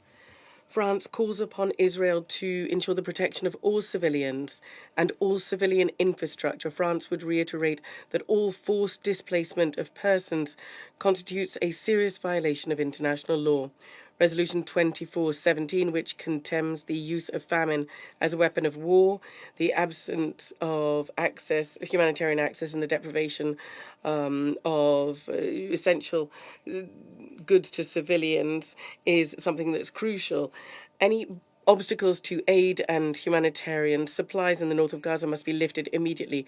All crossing points need to be open and reopened for humanitarian assistance to be delivered in the Gaza Strip. France will never cease to condemn the barbaric terrorist attacks and the sexual violence committed by Hamas on the 7th of October. All hostages must be released. The Security Council also, based on agreed upon parameters, needs to strive to find a two-state solution. There need to be security guarantees for the Israeli.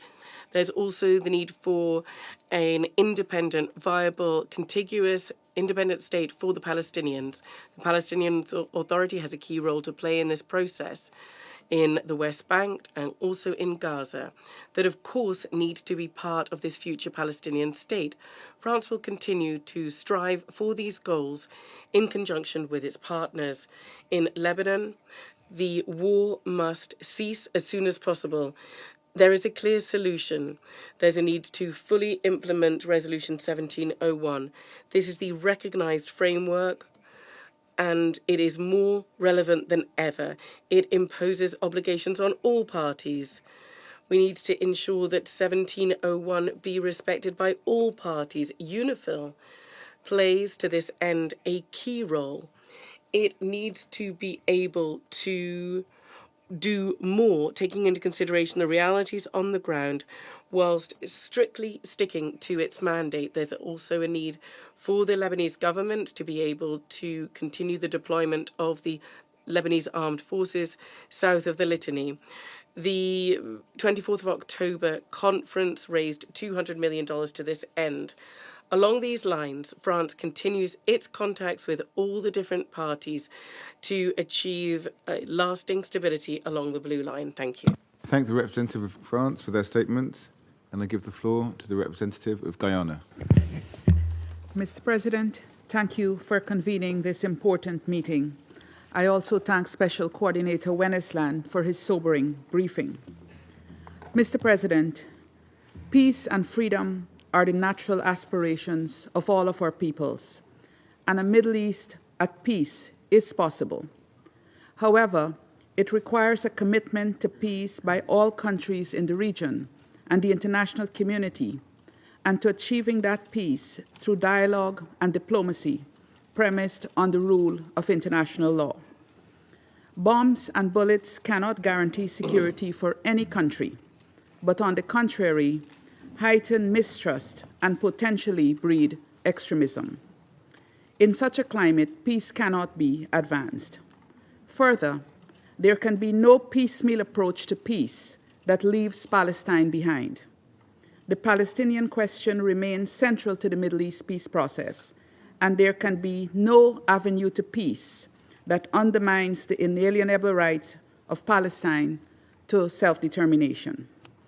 Guyana therefore calls on all countries of the region and the international community to recommit to the Middle East peace process and to a just and lasting settlement of the Palestinian question as the foundation for a lasting peace in the Middle East. Against this background, we must all be profoundly concerned at the situation tragically unfolding in the occupied Palestinian territory and Lebanon. We must further be concerned at the fact that repeated appeals by the international community for recourse to dialogue and peace as the only path to true security for Israelis and Palestinians remain unheeded, while the situation on the ground dangerously escalates. This Council must take cognizance of the fate of the multiple resolutions it has adopted prior and since October 7, 2023, and the current sequel of atrocities which continues. We must also reckon with the disregard of orders issued by the International Court of Justice in January and March of this year, which are binding in international law. Mr. President, the lack of compliance with international law and obligations relative to the ongoing atrocities in the occupied Palestinian territories and Lebanon is an obstacle to peace in the Middle East. This is compounded by continuing attacks by armed groups and dangerous regional escalation. This Council must therefore grapple with the need to bring about compliance and de-escalation in the face of persistent Israeli intransigence and continuing armed attacks. Achieving this is the foundation for securing an immediate end to the conflicts in Gaza and Lebanon, the immediate release of the hostages, and for laying the groundwork for lasting peace in the region. The ongoing wars in Gaza and Lebanon have severely aggravated insecurity in the region, and any viable peace process must begin with a permanent and unconditional end to the hostilities. Guyana therefore reiterates its call for an immediate, permanent, and unconditional ceasefire in Gaza and Lebanon. Mr. President, to ensure that a ceasefire is sustained, there must be a suite of measures to ensure that atrocities are brought to an end and that peace is advanced in the region. These measures must include a strong accountability framework so that atrocities are not committed with impunity. The lack of accountability in these wars continues to breed record levels of impunity, with the victims being thousands of innocent civilians who are subject to killing, injury, starvation, and other indignities. The measures must also include action by all member states to ensure that they are not contributing to the perpetuation of the wars. Mr. President, in relation to the occupied Palestinian territory, and as we look ahead, it would be useful for there to be an international mechanism to ensure that a ceasefire is upheld and to guarantee the safety and security of civilians. In the case of Lebanon, the violations of Resolution 1701 must end, and UNIFIL must be allowed to fully implement its mandate. Guyana therefore calls for the attacks against UNIFIL peacekeepers to cease and for Hezbollah to fulfill their obligations under Resolution 1701, and Israel as well. Mr. President, a fully functioning Palestinian Authority is a critical forerunner to a strong and independent Palestinian state. It is therefore important for the international community to support the Palestinian Authority as it governs the occupied territories. Support includes, inter alia, ensuring that revenues due to the Palestinian Authority are not withheld by Israel. It also includes safeguarding the critical role of UNRWA in the occupied Palestinian territories. In closing, Mr. President, we are at a critical juncture in the Middle East peace process. It has been an extremely costly moment measured in lives, mainly Palestinian women and children's lives. The scale of need, destruction, and disease that has accompanied this dark moment compels us to act not only in the name of humanity, but also in the interest of the international rule of law. And our actions must be geared towards permanent and sustainable solutions based on the relevant UN resolutions. Guyana therefore urges the Council to agree to an immediate, unconditional, and permanent ceasefire in Gaza as a critical first step to ending the suffering of Palestinians. We must also act to secure the release of hostages held in Gaza since 7th of October and to end the hostilities in Lebanon. I reiterate our firm commitment to all constructive efforts to this end. I thank you. I thank the representative of Guyana for their statement, and I give the floor to the representative of the Republic of Korea. Mr. President, thank you for convening this important meeting. I would also like to thank Special Coordinator Vanessa Land for his briefing. Since October last year, the entire world has been appalled by the unprecedented situation in the Middle East. The brutal terrorist attacks by Hamas on October 7th amplified the Israeli security concerns and set in motion the military response that has resulted in the near total destruction of the Gaza Strip. Violations of international law, including international humanitarian law, have unfortunately become routine. Civilians, hospitals, and schools, none have been protected. UNRWA, which has shared nearly the entire history of the United Nations, is confronting existential crisis. With insufficient humanitarian aid, demolished hospitals, and repeated forced displacements, Gaza's surviving Palestinians are living in hell. Children without educational access are also vulnerable to militant ideologies and groups, sowing the possible seeds for future violence and conflicts. There is simply no time to lose in finding a way out.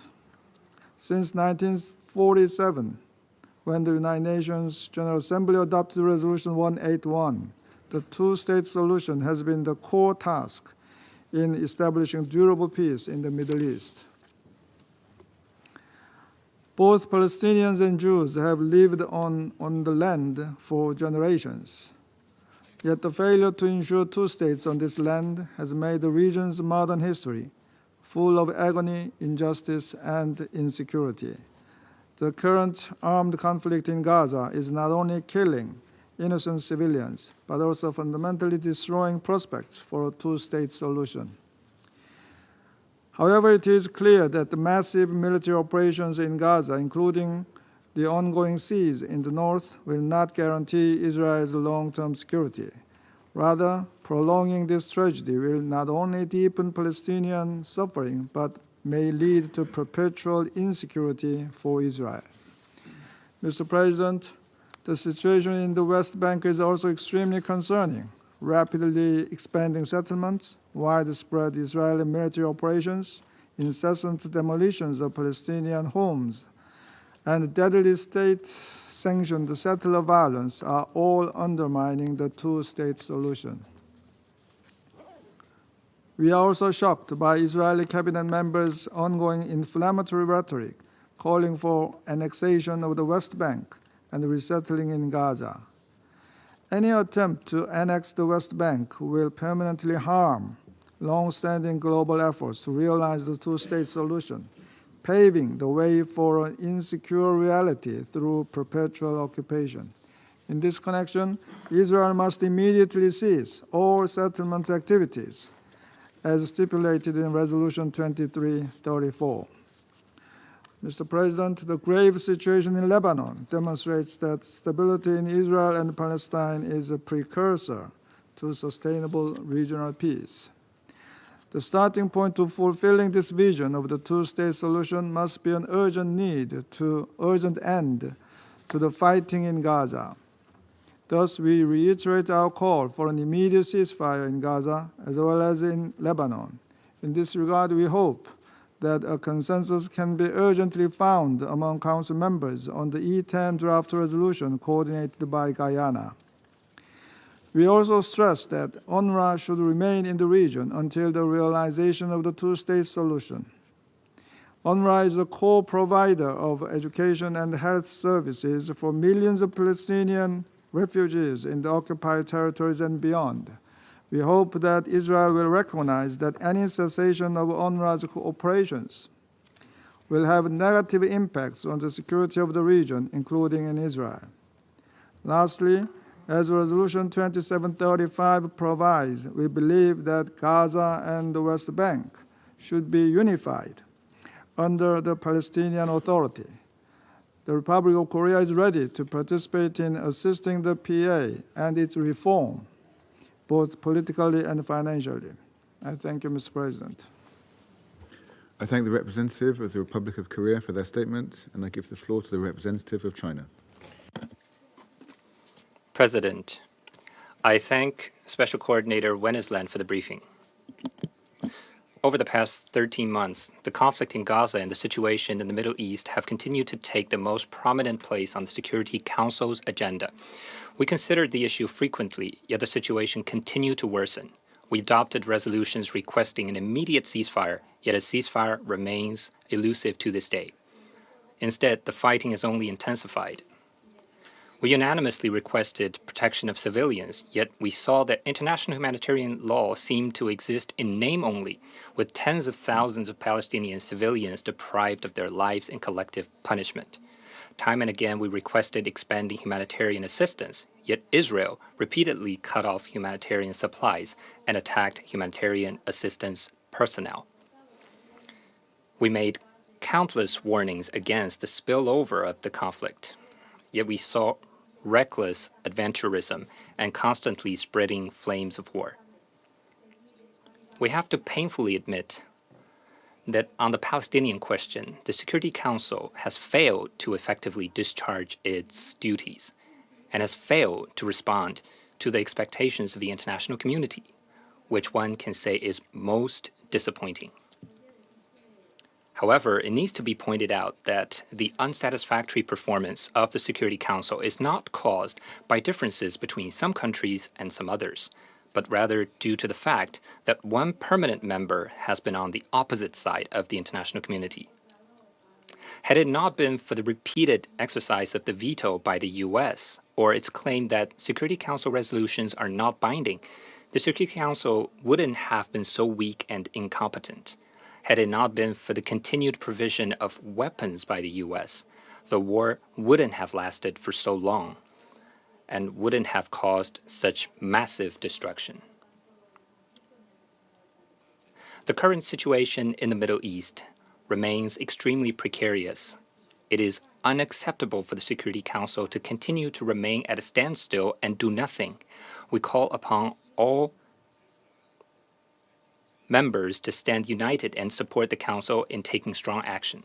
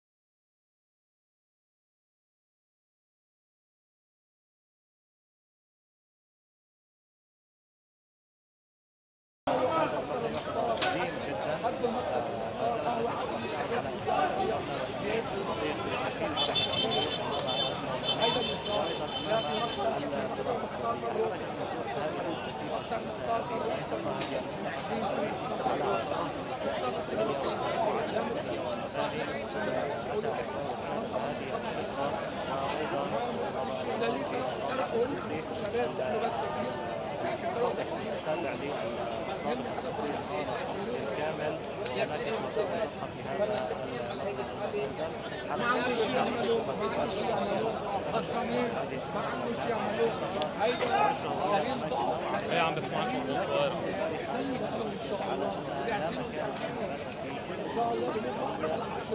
ايه عم بسمعكم بس الارسال كثير ضعيف يعني انا سامعكم انتم سامعيني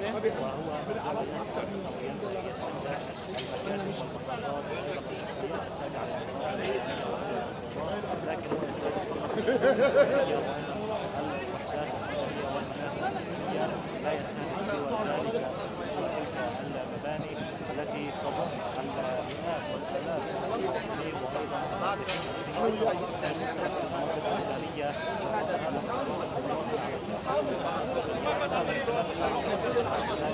قد سجلتها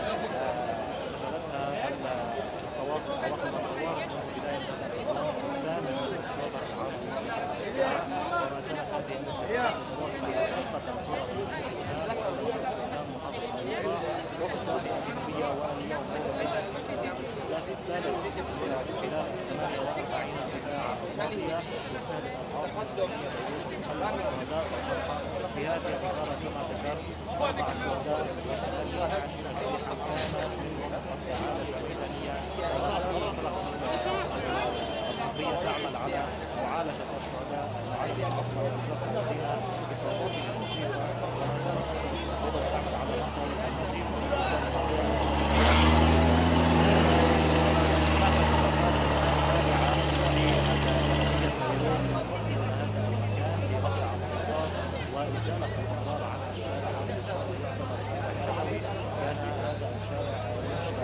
حركة ازدحام هائلة وقوية وما جعل هذه الحركة تتعرض لمواطنين داخل الفرق الكردية ريثما من الفرق الكردية ومع الجيش لفرض الضوء على هذه الميليشيات وابعاد السيارات.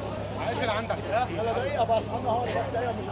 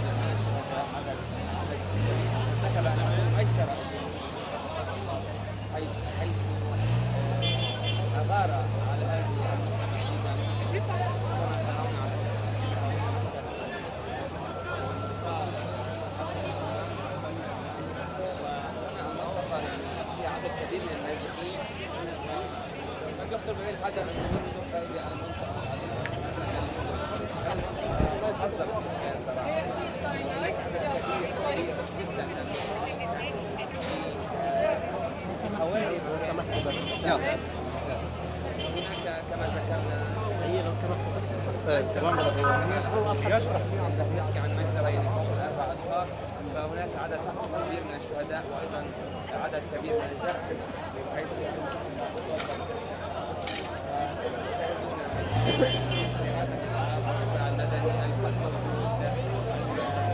الجرافات أيضا الآن وصلت إلى مكان الغارة، يعني مشاهد صراحة مؤلمة اليوم في بيروت. انتقلت النار الياس إلى منطقة إنزاء الأطلاق القانون يتنقل في المناطق الأمنية كاملا، لا مكان الآمن بعد اليوم بعد هذا اليوم، ولكن ده كله يعني هو مثل بيقولوا كشف العدو بعد ما تلقى ضربات من المقاومين على الحدود. يعني هذا المشهد يعني نشوفه للأسف، هذا هو العدو المجرم الغاشم اللي ما بيميز بين أحد وآخر.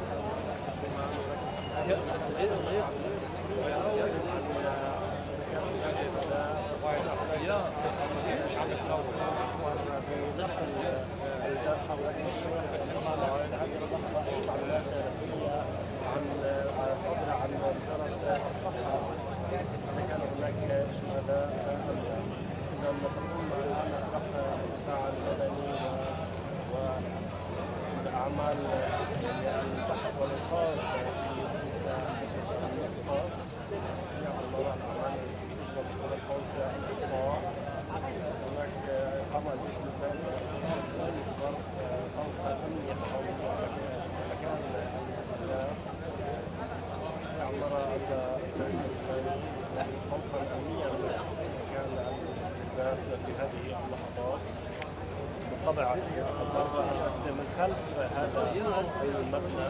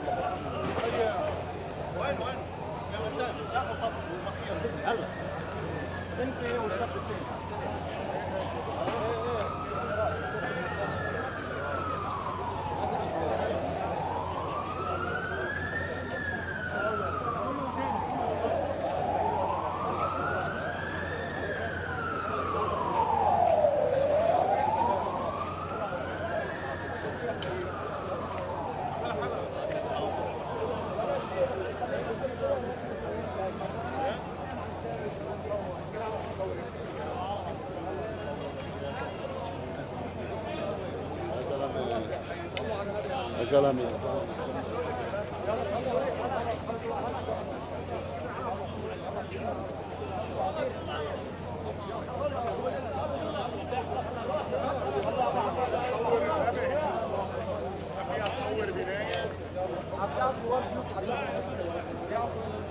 لو سمحتوا اللي بيصور رايح يصور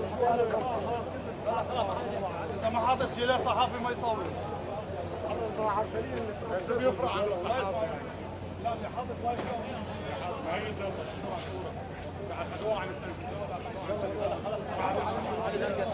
والله طماطمين الله يصور عم تقلد سكه جاي بس تصور هذا لا صحافه عاوزين الاثنين كده ولا شيء اخذنا امنا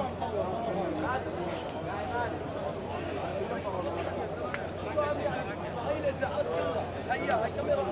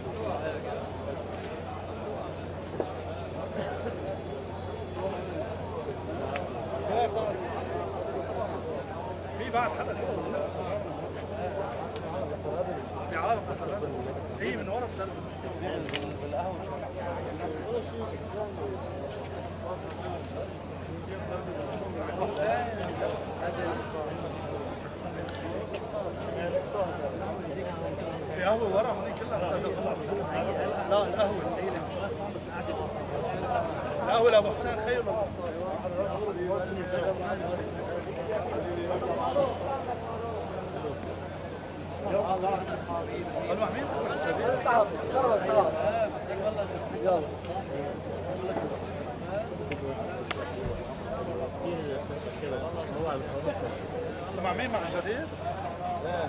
كل العالم جديد مروه هذيك انتوا مع مين؟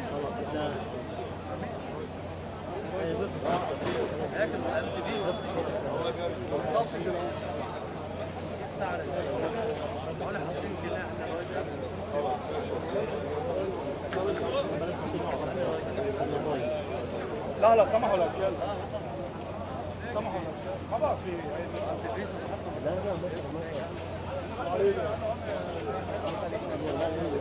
Has not.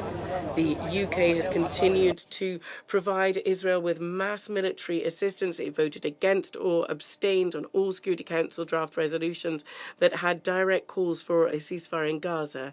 The UK delegation has refused to support the Council draft resolution on granting Palestine full status as a member state. And on this background, the attempts by London to present itself as a champion of peace in the Middle East and to achieve the two-state solution have a strong whiff of hypocrisy. It's interesting. It's noteworthy that as part of London's pre-existing double standards, hypocritically banging on about the humanitarian situation in Ukraine and Sudan, London and its transatlantic patron has not said one word to condemn the horrific attacks by Israel on civilian objects in Gaza and the targeted strikes on educational and medical facilities that de facto serve the purpose of wiping from the map the healthcare system in the enclave, condemning many more thousand Palestinians to a gruesome death.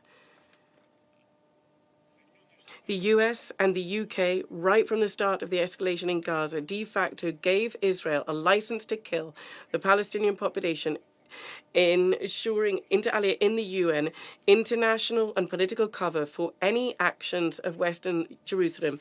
Furthermore, this is not only in Gaza, but also towards Lebanon and also UNIFIL peacekeepers who, on a daily basis, are encountering threats to their lives deliberately posed by the Israeli military. In any other country context, such steps would immediately have been dubbed war crimes. But when we're talking about the self-interested geopolitical game of the Anglo-Saxons, they seem momentarily to forget about international law and the rules of morality. Dear colleagues, given these credentials of our Anglo-Saxon colleagues in the Security Council, and don't seem to make a claim here, we're under no illusion that they will show even a hint of responsibility or humanity over recent months. They have thrown to one side, they have thrown rather a whole arsenal of political pressure manipulation and sometimes threats forward to ensure the UN Security Council does not adopt an unambiguous call for a ceasefire in Gaza. Given this, it's particularly important to recognise the bravery and principled stance of Guyana and the other E10 members of the Council. Guyana, that brought to the Security Council for consideration a strong draft resolution with a call for the parties to implement an immediate, unconditional, permanent ceasefire. Now, of course, this was too late for the 43,000 Palestinians who've been killed, but it's better late than never.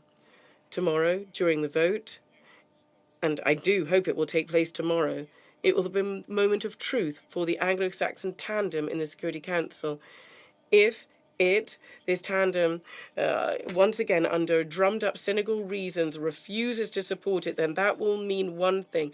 Despite all the beautiful, well-calibrated words and slogans and the erroneous concern about the humanitarian needs of the Palestinians, Washington and London openly support an encouraging and continuation of the Israeli punitive operation, the illegal Israeli occupation, the murder of innocent civilians, and the suffering of the hostages and the unlawfully detained Palestinians.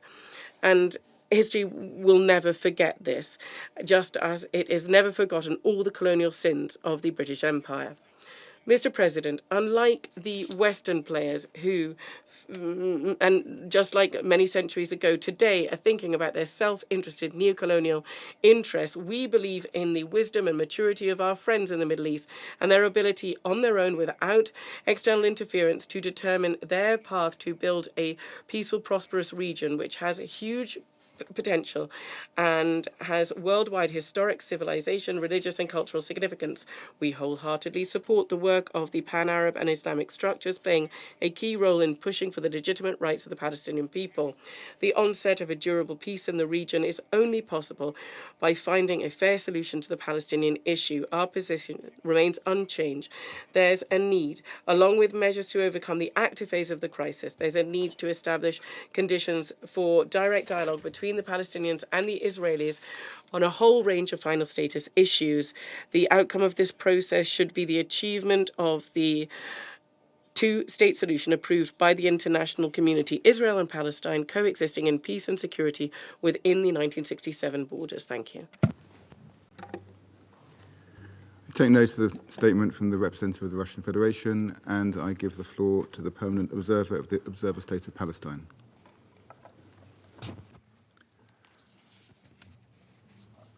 Mr. President, at the outset, I want to thank you for convening this meeting at the ministerial level, and also to thank all the ministers in attendance at this crucial juncture.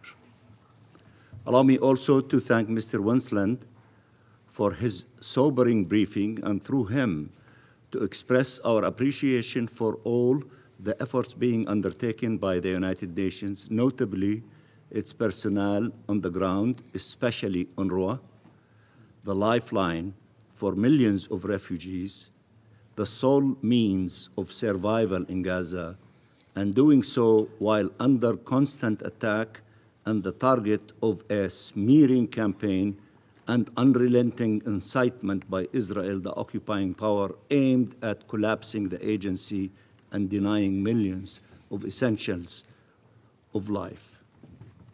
Mr. President, 408 days with 2 million Palestinians struggling to survive, chased and haunted from one end of Gaza to the other, displaced and starved. Nowhere is safe, no one man, woman, or child immune from attack, ruthlessly targeted, barely escaping death, only to face death yet again the next day. No one can claim they do not know what is happening in Gaza. No one can claim that civilians are not being killed on purpose, starved on purpose, forcibly displaced on purpose, terrorized on purpose, all part of an undeniable plan for the annexation of the land and annihilation of its people. There is nothing hidden about what Israel is doing in Gaza. It has been exposed by every reliable source there is. It is beyond doubt what plan is being implemented and for what purpose. Every announcement of improvement is contradicted by the deepening suffering of people on the ground, the deepening of the humanitarian catastrophe, the relentless violence further devastating whatever is left of life in Gaza. The only question that matters now is, are you willing to do what is necessary to stop it? Mr. President, from Palestine to Lebanon, the same illegal and inhumane methods are on full display. No regard for civilian life, no regard for the law, no regard for humanity. The mass killing of civilians and mass destructions continue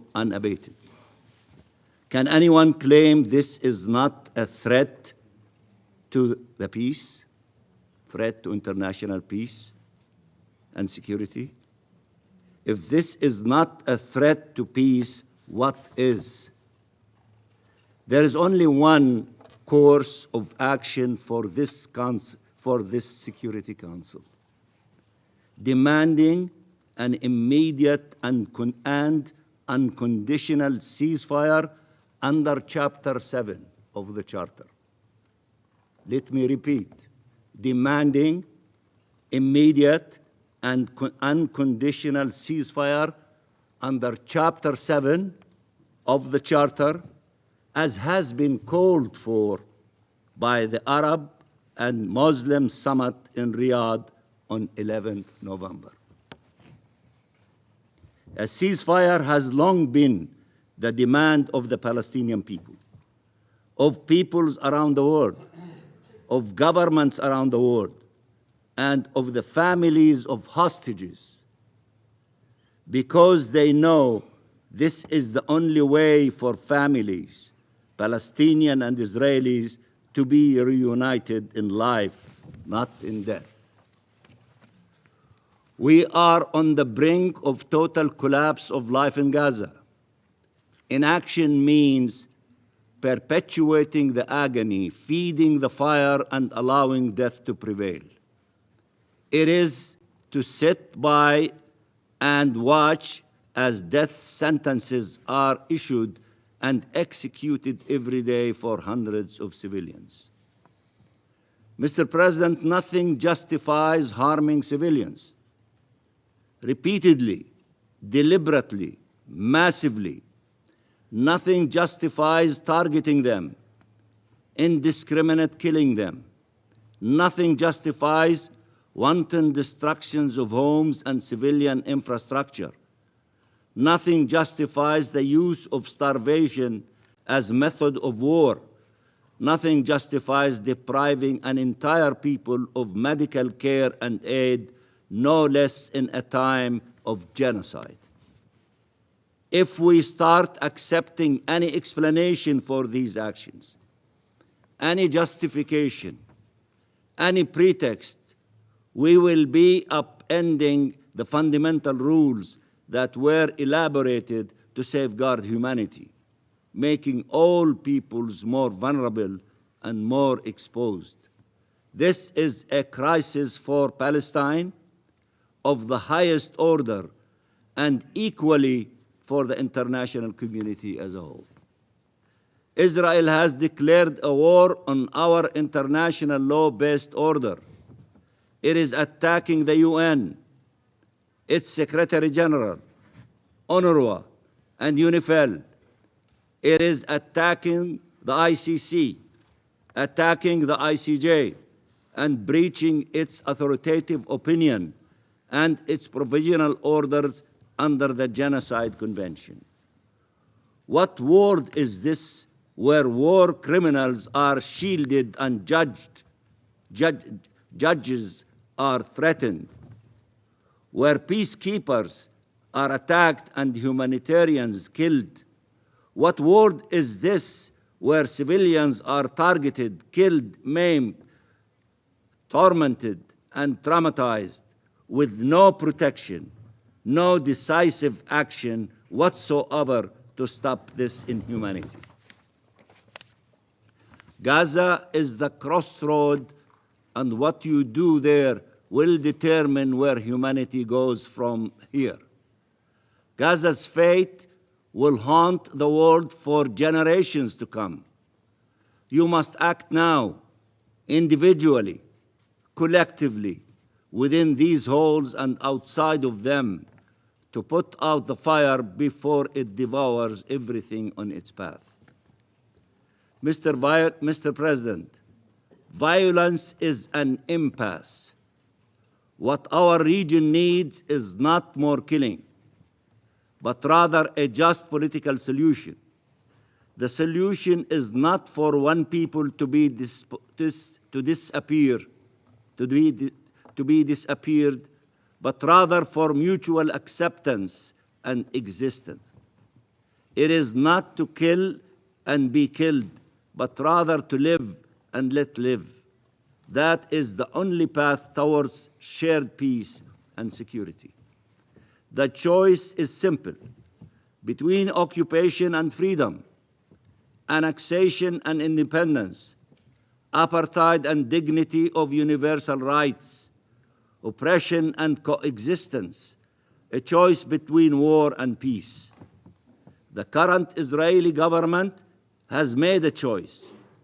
It is obvious from the statements of its representatives, from the actions of its leaders, occupation. Thank you, Mr. Mayor. And good afternoon, everyone. On behalf of the NYPD, I want to express our deepest sympathy to the 3 people attacked this morning. The senseless violence should never happen, but I want to thank Officer Garvey for his proactive approach to policing, and that is what we stress. We have reactive, but also proactive, and Officer Garvey represents what we've been telling the officers for many, many, many years. But through the swift work of the NYPD officers, this attacker is in custody right now. At this time, there are no other outstanding suspects. I want to thank our 17th and 10th Precinct Patrol officers for their quick and effective response to these incidents. And the detective squads of both commands for what will become a complete and thorough investigation. I also want to thank the members of the public who called 911 and who jumped into action to help their fellow New Yorkers. And finally, thank you to Mayor Adams for his ongoing public support. The mayor is here with us today because he truly cares about the people in New York City, and he understands that public safety is the foundation of everything we do here. Now, we are just beginning to sort through the violence this morning, but New Yorkers should know the NYPD will always be there with our city, and we will continue to fight for safety and security of every New Yorker. For some additional details on these incidents, I'll turn it over to Chief of Detectives, Joe Kenny. Thank you.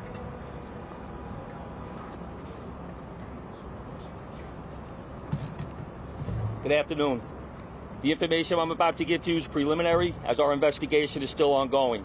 I'm going to discuss the 3 stabbing incidents that occurred this morning in the 10th, 13th, 17th precincts here in Manhattan. These random attacks left 2 innocent victims dead and another one fighting for her life. I will not be releasing the victims' names at this time. We're still waiting to notify their families. We do have a suspect in custody, and we are not looking for any other perpetrators at this time. Incident number 1 occurs in the confines of the 10th precinct today at 8:22 a.m. in front of 444 West 19th Street. Our victim is a male Hispanic, 36 years old. He's standing in front of a construction site where he is employed, when without warning, he is stabbed in the abdomen. The assault appears to be unprovoked at this time. The perpetrator fled southbound on 9th Avenue. Our victim was removed to Bellevue Hospital, where he was pronounced dead at 8:50 in the morning. Witnesses stated that the perpetrator was a male, light-skinned, in his 60s with a beard. He was wearing a gray shirt and a dark-colored ski hat. Witnesses described the knife as a kitchen knife. Approximately 2 hours later, incident number 2 occurs at 10:27 a.m. at 500 East 30th Street and the East River by the Old Water Club. A male, Asian, 68 years old, who was fishing at the time of the attack, was stabbed multiple times throughout the body. A 911 caller rings the bell and police respond to the location. Unfortunately, our victim is removed to Bellevue Hospital, where he's pronounced dead. 30 minutes later, after this incident, our 3rd and final attack occurs at 10:55 a.m. at 42nd Street and 1st Avenue, right by the UN. Our 3rd victim is described as a female black, 36 years old. She is stabbed multiple times throughout her body. She is brought to Cornell Medical Center, where she is currently in critical condition. A short time later, at 46th Street and 1st Avenue, near the Turkish mission to the UN, police at the scene are alerted by a witness that a possible perpetrator who had just committed a robbery was walking in the area. This male was taken into custody by 17 Precinct Patrol. They recovered 2 large kitchen knives that are covered in blood. His clothing is also covered in blood. This person of interest was brought back to the 10th Precinct Station House for processing. He is a male Hispanic, 51 years old. He appears to be undomiciled. He has 8 prior arrests, last being for a grand larceny, October of this year. Thank you. All right. Obviously, we still got a lot of work to do with this, but we'll take just a couple of questions. I'll start here on the left. Joe. Chief, do we have any information as to were words exchanged prior to these interactions with these three individuals? As of right now, these attacks seem to be unprovoked, that he just walked up to them and began to attack them with the knives. Chief, is it clear, maybe feed yourself to the mayor, can you elaborate on the failed system movement? Was he out on bail, on a bail-eligible case or non-bail eligible case? First of all, I want to acknowledge the presence of Councilman Powers and Councilman Boucher. These both impact their areas. We are still looking over his record, but there's a real question on why he was on the street. It's preliminary now, but he was sentenced a few months ago, and there's some real questions that we need to look at on why he was on the street, and he has some severe mental health issues that should have been examined, and that's what we're looking at as part of the investigation. To the back of a truck and taken back to Gaza by an UNRWA employee. The monster who robbed the Samarano family of their son, of his smile, of his embrace, was cashing checks signed and sealed by the United Nations and the UNRWA Commissioner General. To say that Ayelet's pain is agonizing is a monumental understatement. Yet she has received no apology from the UN, no explanation, no any expression of regret. The fact that this is not the topic of today's discussion, that a UN employee brutally kidnapped an Israeli civilian, is beyond me. It is not as if this is a surprise. After all, we have provided hundreds of names and Hamas IDs of UNRWA employees involved in the October 7 massacre. We have exposed many senior UNRWA employees who were Hamas terrorists, and many senior Hamas terrorists who were UNRWA employees. How does this not anger you all?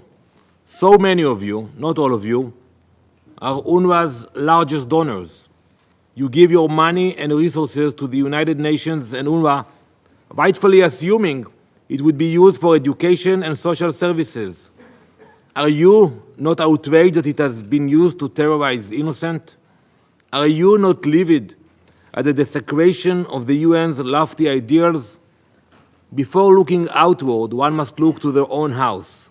Because if you truly want to lay the groundwork for regional peace, there must first be a change in the UN's modus operandi in the region. No more incitement of hatred, no more teaching of violence, and no more money for terrorism. Commissioner Lazzarini himself recently admitted that UNRWA's contributions to current humanitarian efforts could be replaced, and I quote, without a doubt. Well, take him at his word and help us turn a new page for the betterment of all involved. Jonathan is still in Gaza, along with 100 other hostages. Israel will never abandon them, never stop fighting for their freedom. The Council can and must help condemn Hamas, demand their immediate and unconditional release, turn your focus onto the terrorist organization exploiting Gazan civilians as a tool for the extermination of Israel.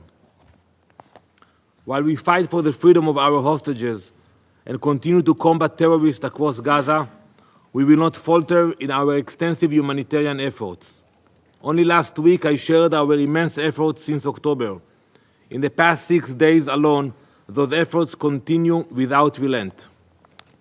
For example, last week, over 108 trucks entered Gaza through the Kerem Shalom and Kisufim crossings, as well as the Erez crossing in the north. On that same day, 15 trucks of goods from the UAE delivered to the Ashdod port and entered to northern Gaza. This was their second such shipment. It included over 2,000 pallets of water, medical equipment, shelter supplies, and hygiene products. Along with delivering aid, we have ensured the maintenance of essential infrastructure. 11 hospitals currently operate in Gaza and additional 14 field hospitals. Meanwhile, we have protected access to water across the Strip. In northern Gaza alone, 112 liters are available per person per day. I am also happy to report that 50 trucks were collected on the Gazan side by international agencies. However, almost 900 remain uncollected as the aid wastes away. Our discussions require refocusing across all aspects, but our debates on the humanitarian effort in Gaza are in particular need. While Israel facilitates the entrance of hundreds of aid trucks weekly via many crossings, there has been a failure of agencies to collect that aid. While we flood Gaza with aid, there is a drought of distribution. We will continue to fulfill our duties, but the UN and international organizations must step up in this respect. Not only must the UN step up to its aid distribution obligations, but the focus must also shift to Hamas's constant hijacking of humanitarian aid to feed their machine of terror and misery. Let me give you an example. 48 hours ago, together with other organizations, and UNRWA will verify what I'm telling you now, we coordinated the entry of more than 100 aid trucks which crossed Kerem Shalom crossing into Gaza. 97 of those trucks were violently looted by Hamas, with the drivers held at gunpoint. 97 out of 100 trucks. This is an example of the immensely challenging reality that we are facing. We will continue with our efforts, despite the Council continuing to ignore the true cause of the situation, Hamas and its violent greed. Week after week, some at this table villainize and demonize Israel, but your failure to identify the crimes of Hamas against the Gazan people exposes your true agenda, your true bias, and the blinding hatred that lies behind it. Colleagues, Israel is under attack on 7 fronts, including from our northern border, after Hezbollah made the decision to enter the war on October 8 in solidarity with their Hamas terrorist comrades. They fired over 15,000 rockets, missiles, anti-tank missiles, drones, and other such weapons at our civilian population. As a result, 70,000 of our civilians have been made internal refugees. Israel has been perfectly clear on what it takes to restore calm. First, Hezbollah must withdraw to the north of the Litani River, as outlined in Resolution 1701. Southern Lebanon must be freed of Iranian proxies, per Resolution 1559. No other country at this table would accept 70,000 of their civilians being displaced by a terrorist organization. No other country at this table would take any different steps than Israel.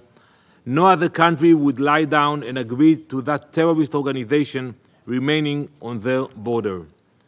The international community must join us in our efforts to restore Lebanese sovereignty to southern Lebanon, freeing the Lebanese people of their Iranian masters and enforcing the resolutions of this very council. Mr. President, there is a string connecting all of these crises, a common thread which has spilled blood in every corner of the Middle East. It is the same thread that runs a railway of death through Syria and into Lebanon, supplying and training Hezbollah terrorists to carry out their murderous goals. It is the same thread that armed and bolstered Hamas to commit the October 7 atrocities. The same threads destabilizing Iraq and Syria. The same thread that directs the Houthis in their attacks against international maritime trade. Iranian officials have themselves acknowledged their relationship with the Houthis. Their sponsorship of terror is not an open secret among nations. Iran shouted from the rooftop. In a report delivered to you last month, it was revealed that Iran's funds and weapons have transformed the Houthis into a military force, evidenced by hundreds of indiscriminate attacks against merchant ships, as well as UK and US warships over the last year. Now that global threat is steaming towards obtaining nuclear capabilities, we cannot and will not allow that to happen. Iran dreams of a vision of domination made possible by a nuclear arsenal. Iran's nuclear ambitions pose a threat not only to Israel, but to every member state of the UN. We all know that a nuclear-armed Iran would not hesitate to rain down destruction not yet witnessed. Confronting this global existential threat requires a coalition of the courageous. This Council must set the tone, condemn the Ayatollah's regime, impose crippling sanctions, and work with us to draw a line in the sand so the Middle East might heal from the damage Iran has caused. Mr. President, this is a moment for decisive action. The Council must rise to its purpose and address the true instigator of instability in the Middle East. Iran's blood-stained ambitions will only end when we collectively say enough. Before concluding, I must mention the efforts to pass a resolution in this Council which fails to outline the release of the hostages as a condition of a ceasefire. Such a decision would be a betrayal, not only of Israel, but of the 101 families and their loved ones being tormented by terrorist monsters. This includes Jonathan Samerano and his family, to whom the United Nations owes an unpayable debt. Israel will defend its people. We will never abandon our hostages, never forget them, and never stop fighting for them. That's why we started this war, I remind you.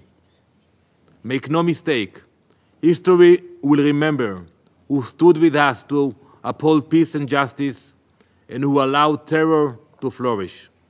I thank you, Mr. President. I thank the representative of Israel for their statements. I now give the floor to the representative of Lebanon. Sayyid al-Rais. Mr. President, it is my honor to deliver this statement on behalf of the Arab Group. At the outset, the Arab Group thanks the United Kingdom, the President of the Security Council this month, for holding this open debate on the situation in the Middle East. We welcome the Secretary of State, Mr. David Lammy, presiding over this council. We thank the briefers for their valuable briefing. We welcome honorable ministers to this session. Mr. President, this discussion is held 1 week following the Arab Islamic Summit held in Riyadh in Saudi Arabia, presided over by the Saudi Crown Prince Mohammed bin Salman bin Abdulaziz Al Saud. 1 week following the sounding of the alarm that famine is imminent in northern Gaza.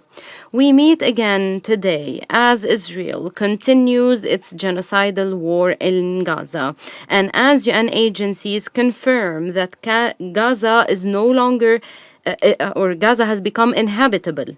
We also meet at a time when Israel continues its aggression on Lebanon and its blatant violations of its territory and sovereignty, and as Israel continues to violate the territories of the Syrian Arab Republic. Mr. President, the Arab Group once again calls upon your august council to stop the brutal Israeli aggression on Gaza and Lebanon, to end the dangerous Israeli violations of the UN Charter, international law, and the international humanitarian law.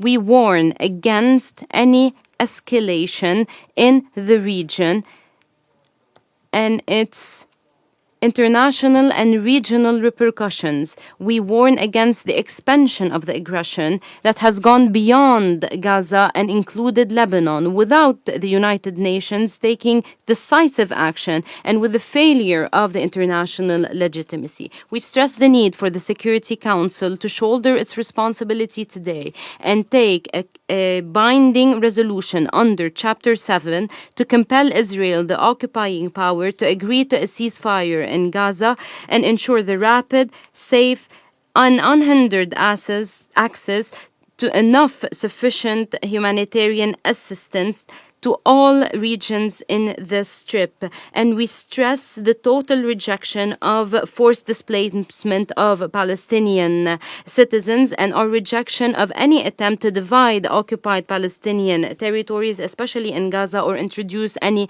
demographic or geographic change therein.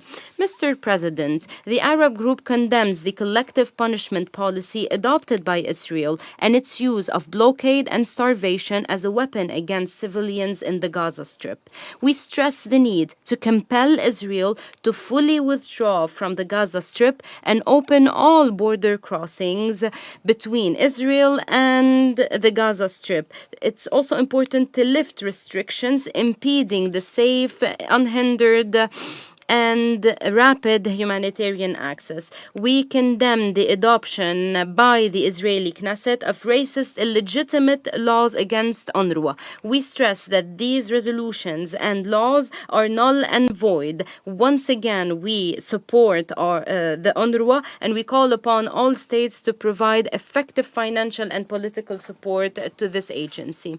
We strongly condemn the Israeli horrific crimes in Gaza, which are part of the genocide and ethnic cleansing campaign, especially in northern Gaza in the past few weeks. We call upon the Security Council to establish an independent, credible international commission of inquiry to investigate these crimes and take serious steps to prevent the destruction of evidence in order to ensure that the perpetrators are held accountable and do not enjoy impunity.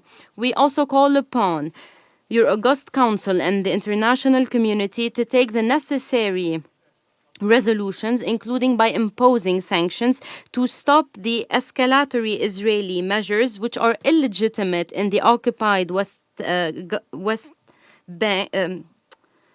Bank, which are impeding the two-state solution and the prospects of a just and comprehensive peace. We condemn the terrorist attacks by Israeli settlers against Palestinian citizens and their property, which are escalating in a systematic way because of the support and arming of the Israeli occupation government. We stress the need to maintain the legal and historic status quo of the holy sites in occupied Jerusalem. السيد الرئيس تدين المجموعة. Mr. President, the Arab group condemns in the strongest term the ongoing Israeli aggression against Lebanon, the violation of its sovereignty and territorial integrity, and calls for an immediate ceasefire and the full implementation of Resolution 1701.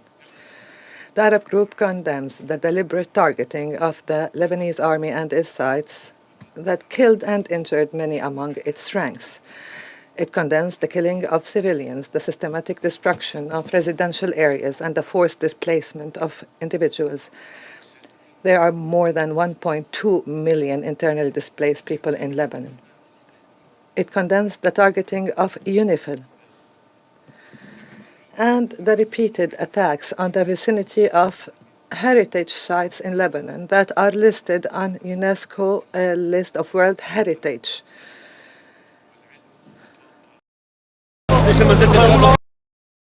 Interpreted as me weighing in on the specifics of negotiations. I will, of course, say that every country in the world has the right to defend itself against terrorist attacks. That includes Israel, it includes other countries as well.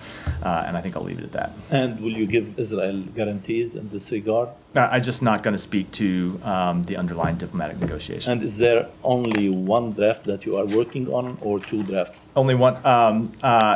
I think I'm going to have to apply my previous answer, which is I'm not going to talk to the specifics of the negotiations. Ultimately, we're looking to a proposal that can be agreed to by both countries. And do you know if Folkestein is going today to Lebanon, or?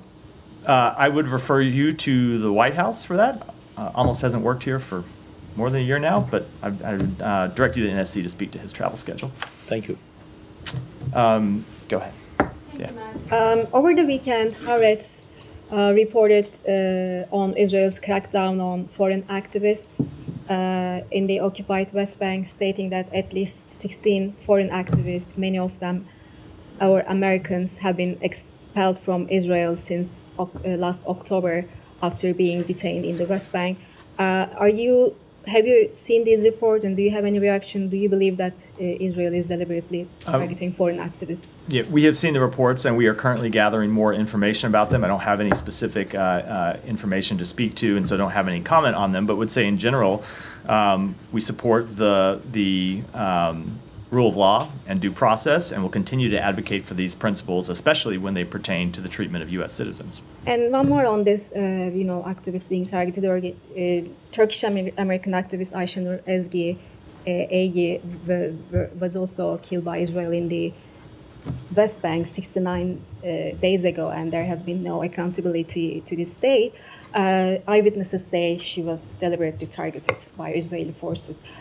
The last time I raised this issue at the briefing, you told me that you were pressing Israel for answers. Have you received any answers? Do you have any update? No, I don't have an update. That continues to be the case. We have been in contact with the government of Israel, including very recently about this case, to make clear that we wanted to hear from them exactly what happened. As you know, the Secretary has said that it is unacceptable that anyone should be shot and killed just for attending a peaceful protest. And we continue to press the government of Israel to conduct its investigation and to brief us on the results of that investigation. But I don't have an outcome to read out as of yet. Are there any steps that the State Department plans to take regarding this instead of, waiting for answers? So we want to see the end of the investigation before we speak to that, which does not mean that it is an open-ended timeline, right? There's a point at which are we talking about weeks, months, or years? I'm not going to speak to it publicly. We're in conversation with the government of Israel about it. But we want to see the investigation be thorough, and then when we see the results, we'll of course be willing to speak to them at that time, as well as any additional steps that may or may not be warranted. Yeah, thank you, Matt. On the U.S.-Iraqi discussion over the security relations in the future, you were scheduled to have a meeting in Baghdad before the end of this administration.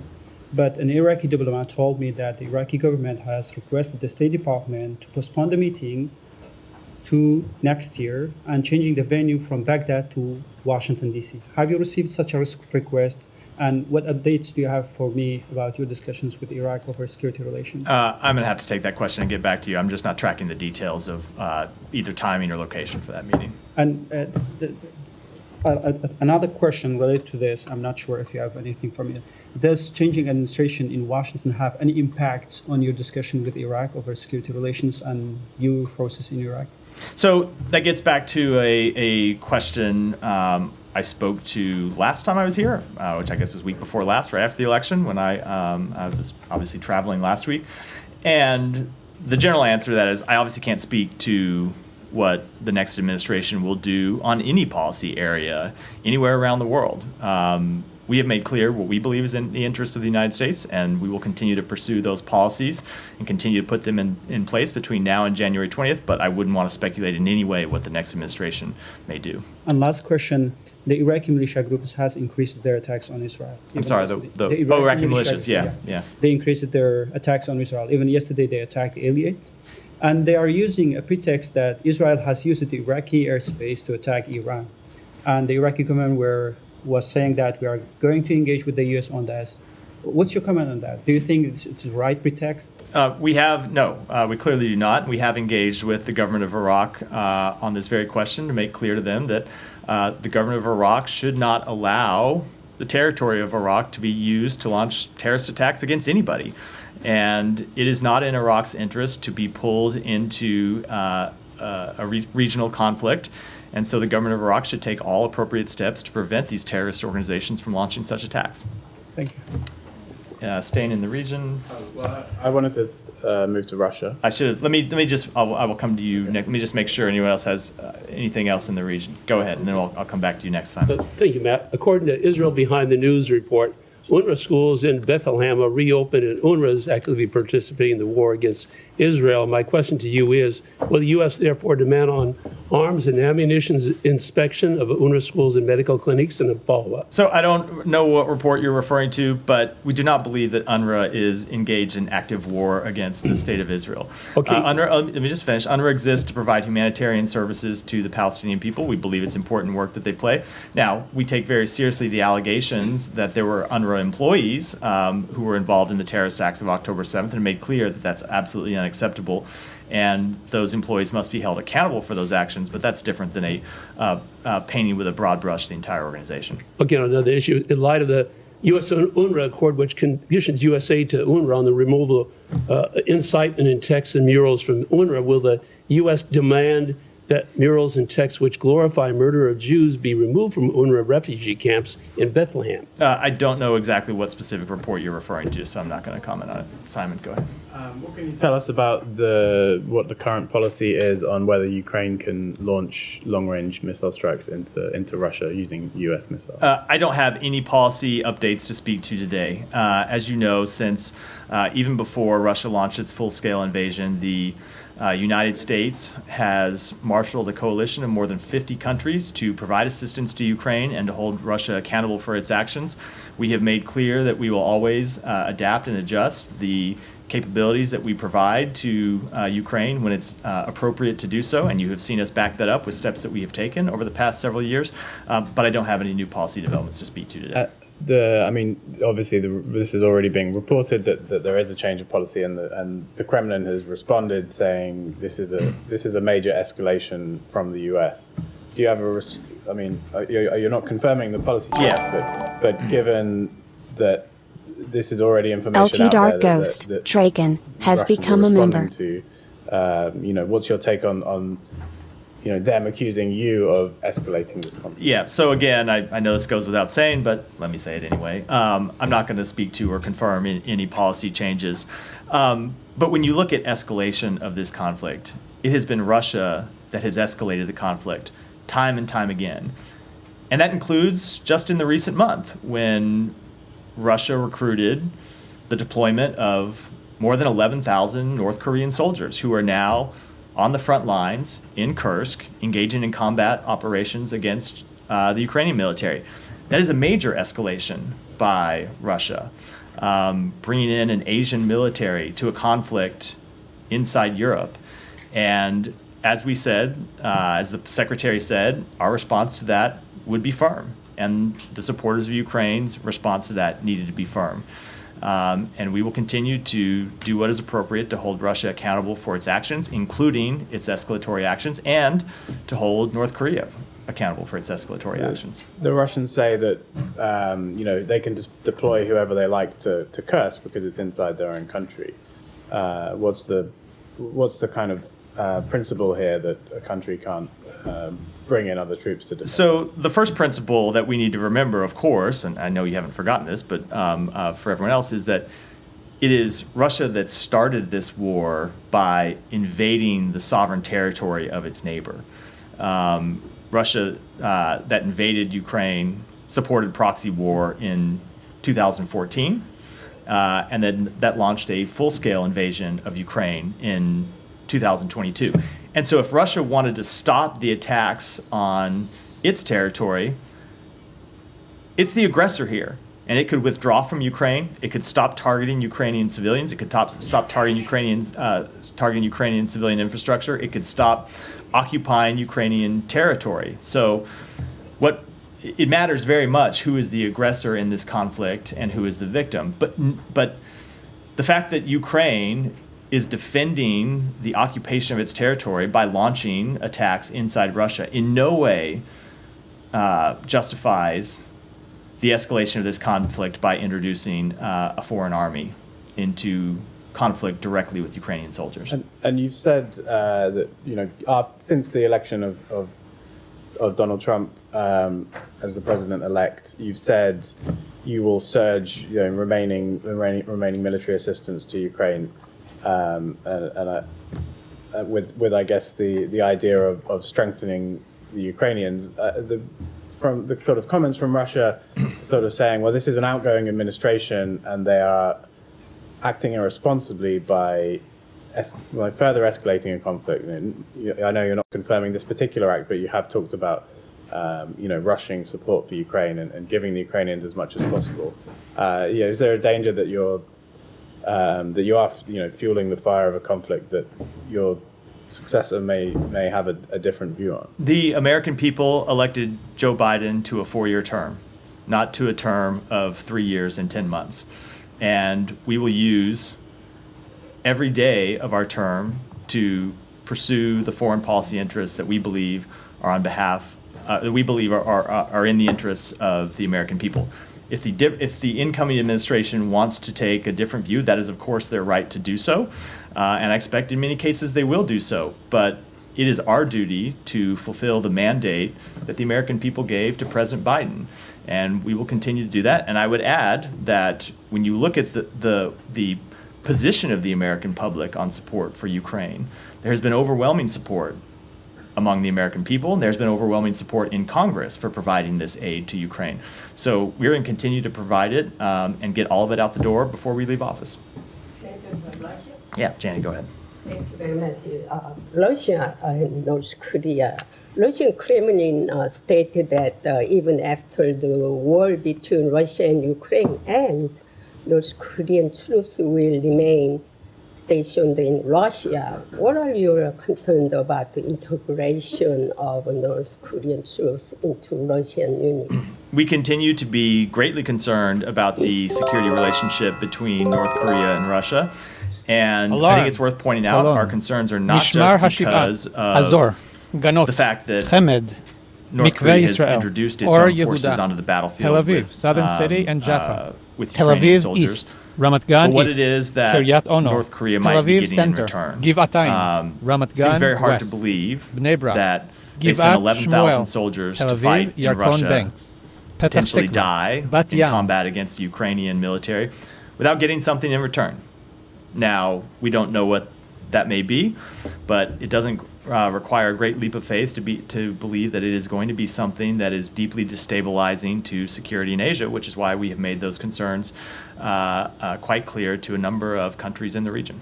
North Korean Kim Jong-un said nuclear strengthening and announced that the preparation for war had been completed.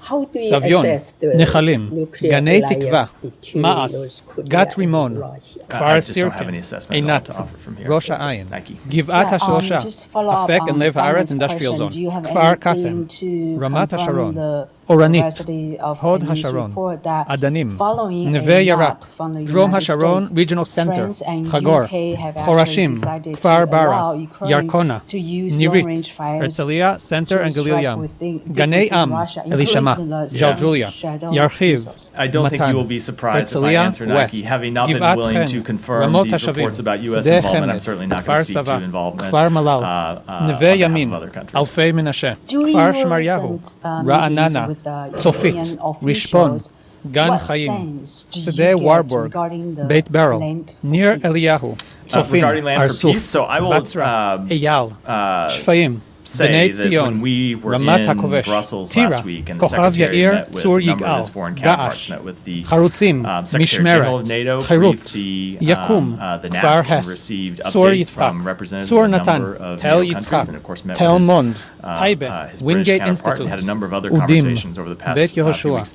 Even What we have Yehuda, heard Bnei Deror, consistently En is that Vered, it is for Kfar Ukraine Avoda, to Azriel, decide Kfar Neter, if it Kadima, wants to Tzoran, enter into Porat, negotiations, when Kfar it enters Yavetz, into Yaaf, negotiations, En Sarid, what the parameters of those Kalantzua, negotiations Netanya would be. East, That has been Tzur our policy, Moshe, that it's up to Geulim, Ukraine to make those Pardesia, decisions, and that has been the Yanuv, policy Netanya of our Center, allies and partners, and we Nordia, have seen no Kfar Yona, change Ginot in that Hadar, policy Rosh by Ayin our train station, allies and partners. Pig Lilot compound, But I do think it's always worth Hasharon adding, prison, when we Tira talk about industrial potential zone, negotiations, Cinema, that City we have Glillik. seen no change in posture by the government of Russia when it comes to negotiations. And you just have to look at the deadly attacks that Russia has launched against Ukraine over the past few days to see that far from showing any willingness to enter into negotiations, they continue to look for ways to escalate the conflict.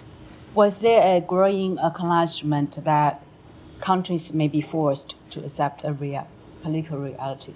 So I'm just not going to speak to private discussions among our allies, but in every conversation that we have had over the past weeks, we've heard the same thing that we have heard over the past few months, which is that it is up to Ukraine to decide Ukraine's future, and that no other country can or should dictate that to them. And if I may ask a transitional question, sorry about that. China House, how do you assess the future of the operation China House, given a State Department structure is expected? Yeah, so again, I'm a little loath to predict the future under the incoming administration. I will speak on behalf of this administration and say that we have seen the work of China House to be absolutely instrumental to the policies we have pursued to manage our competition with China appropriately and to rally our allies and partners to the threat that China poses in many cases. And we think that work is important, and we're going to continue that work. But as to what changes the incoming administration will make, I obviously can't speak to those. Thanks. Yeah.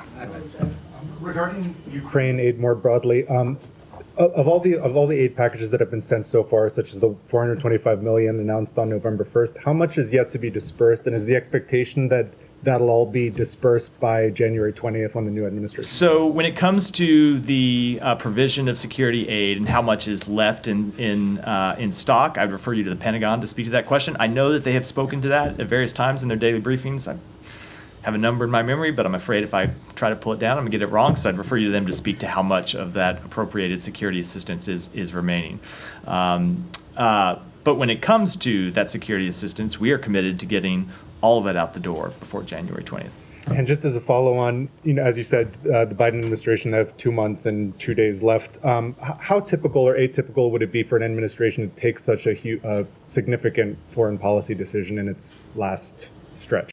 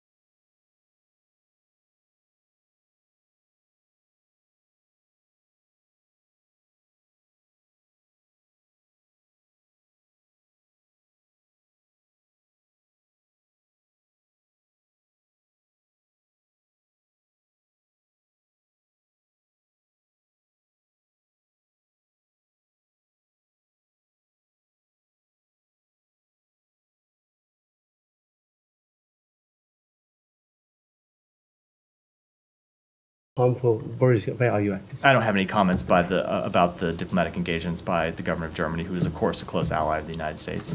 Thank you. Go ahead. Thanks, Matt. An Indian citizen, Anmol Bishnoi, was detained in California by the U.S. Immigration Department last week. Media reports suggest that FBI officials and Indian security officials have discussed the possibility of deporting him. Wondering if you have anything to add on this report or, verify this report. No, the only thing I would add to it is that it would be appropriate if anyone is going to comment on such a report, it would be the Department of Homeland Security and the FBI, not the State Department. There were also disturbing reports of... I said is going to. They may, and I prefaced it that way because they may decline to comment, but I certainly am not going to comment on something that falls within their jurisdiction. Right. There were also disturbing reports of mob violence when a political gathering of Awami League in Bangladesh was attacked for peaceful protests. Public attacks on women, minorities attacks, journalists jailed, and press access cancelled. Critics of the interim government suggest that the 15th August students' monsoon revolution is taking the country back to the conditions from where it all started. We heard Vedant condemning it here from the podium, but have you had any engagements with the Bangladeshi interim government on this particular issue? I'm not going to speak to private diplomatic engagements from here, but we have made clear to the government of Bangladesh, as we make clear to countries all around the world, that we support the right to peaceful protest and that in no way should any government engage in violent crackdowns on peaceful protests. And one last one. Yeah. Bangladesh Attorney General pushed for change in the constitution to remove the word secular from the constitution amid growing attacks on religious minorities. Wondering if you have anything to add on. I'll take that back and see if we have anything to say about it. Go ahead. So Secretary Blinken last week pledged a firm response to the North Korean troops in fighting in the war. So if there's hostile no aircraft change intrusion. in policy, should we expect any more response to that, and when? You should expect us to deliver on the Secretary's words, and I'll leave it at that. And going back to the Scholz call, did the Germans consult with you before, or did they read out the call afterwards? I'm not going to speak to private diplomatic conversations, but we are always in close contact with our German allies. Yeah, go ahead. Thank you. A quick follow-up on UNRWA. When Israeli Parliament actually passed the bill to ban UNRWA, you told me that you oppose this and there could be consequences under the U.S. law. I wonder, is there any update on that? Will this administration take any action against that? We are still in the implementation period for that law, and we have made clear to the government of Israel that how concerned we are about the implementation of that law, and will continue to stay engaged over the course of that implementation period, which is, I believe, 90 days. Thank you. Yeah, Jenny. Can I follow up on something that was in the letter that Secretary Blinken and Austin sent, this civilian harm channel? Has that met yet?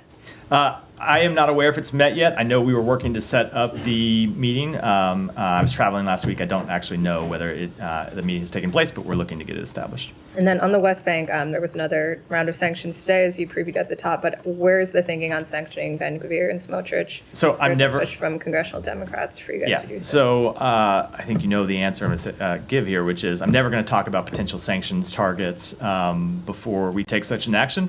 Just as if you had asked us last week if we were going to sanction any of the organizations that we sanctioned today, I would have said we're not going to speak to potential actions. But we do mean it when we say the government of Israel needs to take further actions to crack down on those responsible for extremist settler violence. And if they don't, we are committed to taking our own actions. Would you support your partners sanctioning these two Israeli ministers, as the Brits have suggested they would be willing? I'm not going to speak to hypotheticals. These are the type of things that we discuss with them privately, but I think we ought to leave it at that. Yeah, Simon.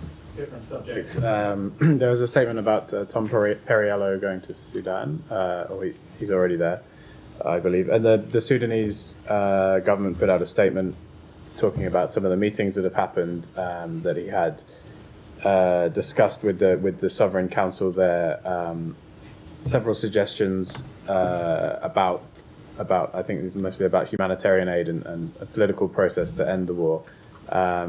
Is there anything you can tell us about what those suggestions have been from the Special Envoy? So just speaking generally, without getting the specifics of his meetings today, he was in Sudan to engage with Sudanese officials, including President Barhan, and other members of Sudanese civil society, to make clear our commitment to a civilian government, and when speaking to President Burhan and members of the Sovereign Council, to stress the need to stop the fighting and enable unhindered humanitarian access.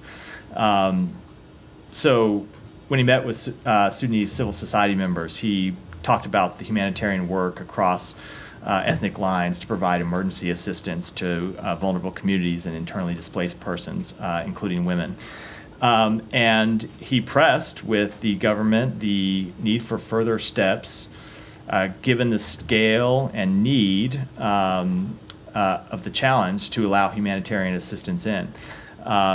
This conflict continues to not get the attention I think it merits from the world, given the scale of the suffering, given the scale of the death, given the humanitarian assistance problem.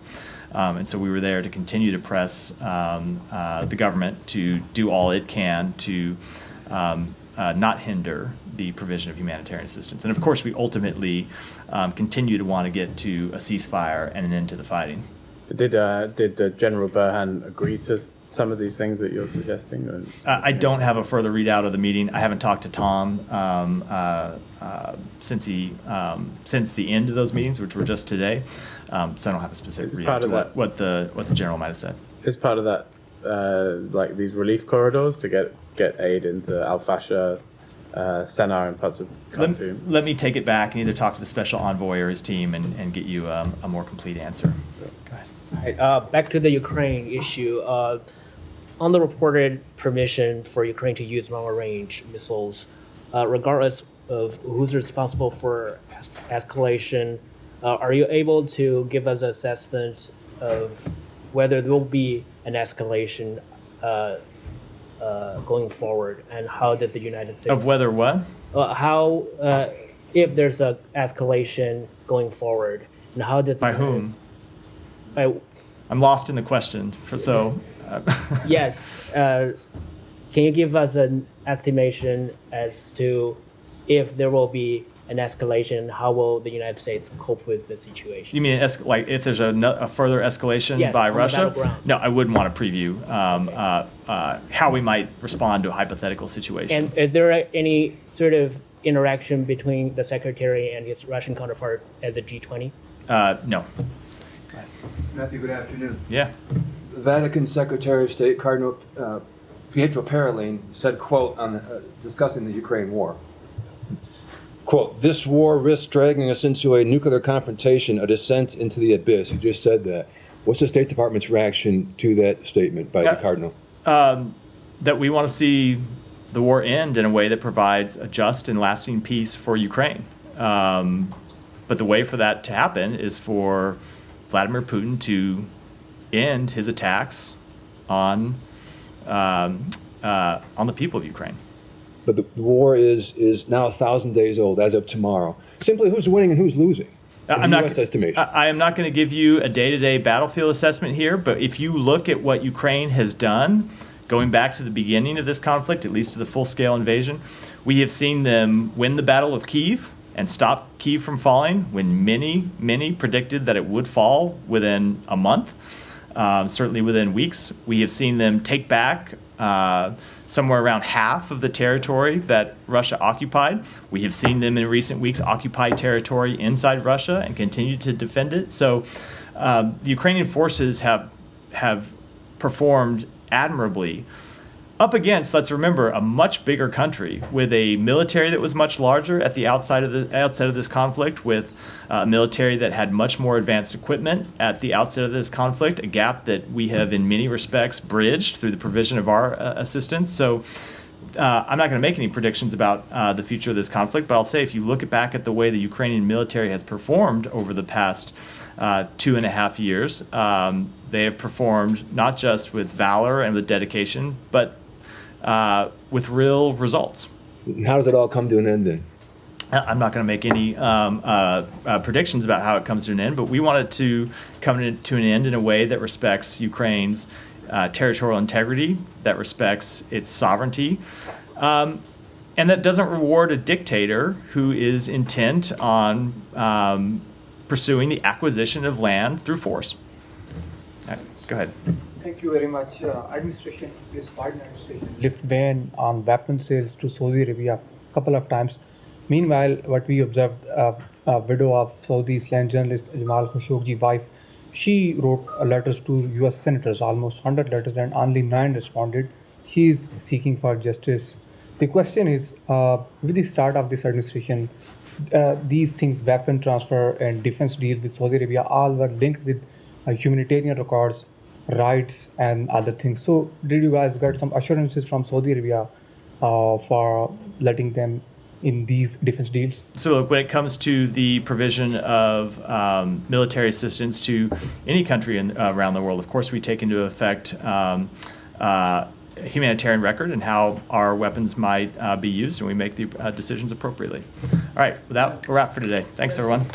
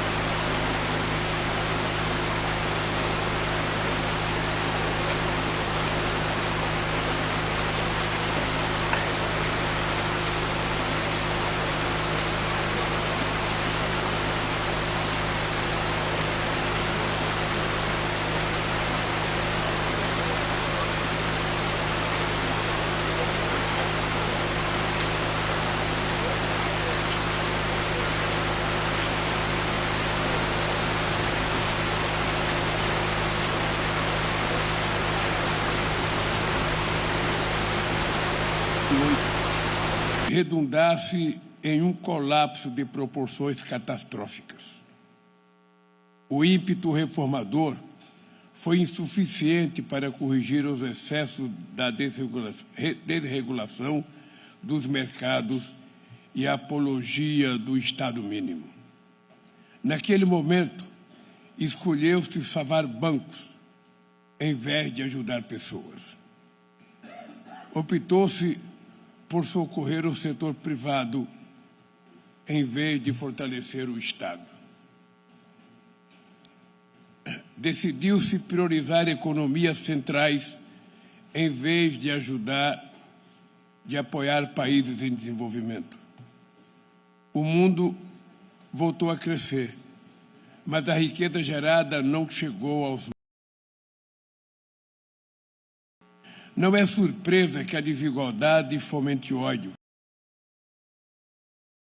A democracia esteja sob ameaça. A globalização neoliberal fracassou. Em meio a crescentes turbulências, a comunidade internacional parece resignada a navegar sem rumo por disputas hegemônicas. Permanecemos à deriva. Disputes, we are cast away as if we were dragged by a chain that pushes us towards a tragedy. But confrontation is not a fatality. Denying this is to give up our responsibility. Around this table, we have the leaders hostile of the aircraft biggest intrusion. economies and regional blocs on the planet. There is no one in a better position than us to change the course of humanity. This year, the global governance reform has definitively been included in the G20 agenda. For the first time, the group went to the UN and passed, with the endorsement of another 40 countries, a call to action. But this call is but a quick alarm bell, because the emission from the Security Council has been on its own a threat to peace and to international security. The indiscriminated use of veto makes the body be held hostage by the 5 permanent members from Iraq to Ukraine, Bosnia to Gaza. The perception that not all territory deserves to have its integrity respected, nor the same life have the same value. That perception is consolidated. Disastrous interventions have changed the order in Afghanistan and in Libya. Indifference has left Sudan and Haiti, made them forgotten. Unilateral sanctions produces suffering and reaches the most vulnerable. The Bretton Woods institutions have imposed barriers to the sustainable development goals that they should actually promote. Recent deadlocks in relation to the Treaty for the Pandemic, Pact for the Future, and the Cali Biodiversity COP shows that diplomacy has been losing breath to intransigence. We should not have paralyzed debates, nor red lines that we cannot cross. Therefore, Brazil in New York proposed the call of a conference to review the UN Charter as per the terms of Article 109. Only 51 of the current 193 UN members took part in its foundation. It is also urgent to review financial policies and rules that affect developing countries in different proportions. The foreign debt service of African countries is higher than the resources that they have available to finance their infrastructure, health, and education. International tax cooperation is essential to reduce inequalities. Studies commissioned by the G20 financial track, they are rather revealing. A 2% taxation on the assets of the super-rich individuals could actually generate funds in the order of $250 billion per year that could be invested in facing social and environmental challenges of our time. World stability depends on more representative institutions. The plurality of voices works as a push and driver for balance. Future will be multipolar. We need to accept this reality, and by doing so, we pave the way to peace. Building a governance that maximizes opportunities and mitigates the risk of artificial intelligence is key. The answer for the multilateralism crisis is more multilateralism. We do not need to wait for a new world war or economic collapse to promote the transformations that the international order so much needs. In 1940, Brazilian poet Carlos Drummond de Andrade wrote a poem called International Conference of Fear that translated a feeling very much prevalent amidst the Second World War. To avoid that the title of this poem once more describes global governance, we cannot leave and let fear of having a conversation to win this dialogue. Thank you very much. I now would like to invite to start our second session on the global reform.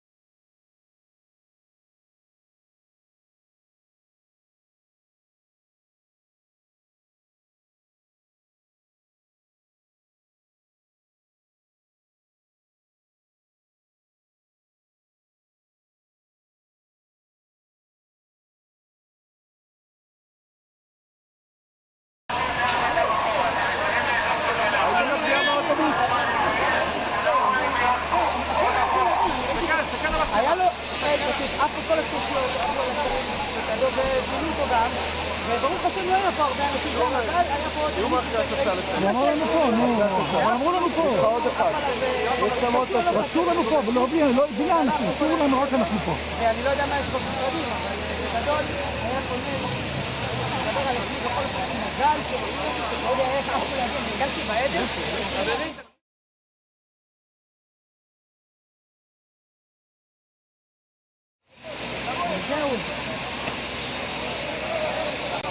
לא, זה צלם...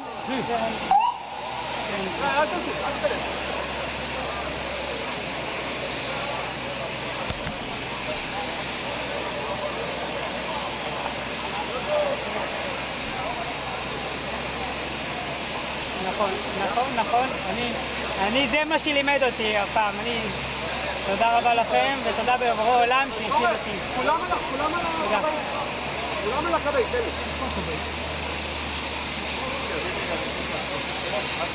היי.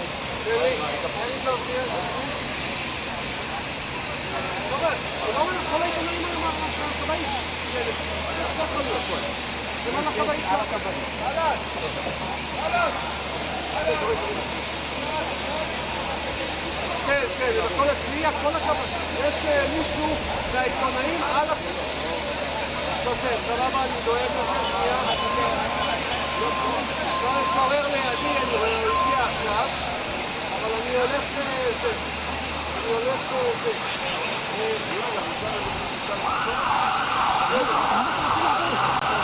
הוא שומע שם. מה אתה? כל שנה אחד מפתור, אחד מפתור.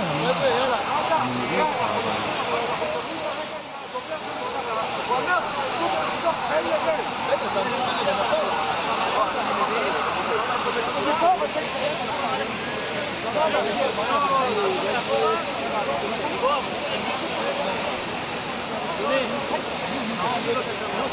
בסדר, אני יודע בעמוד בקשה מאחורה.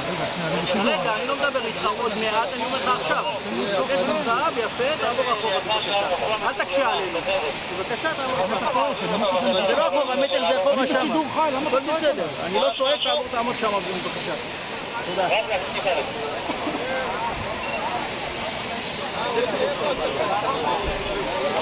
אחרי הסרט אדוני בבקשה. גבר, מאחרי הסרט בבקשה.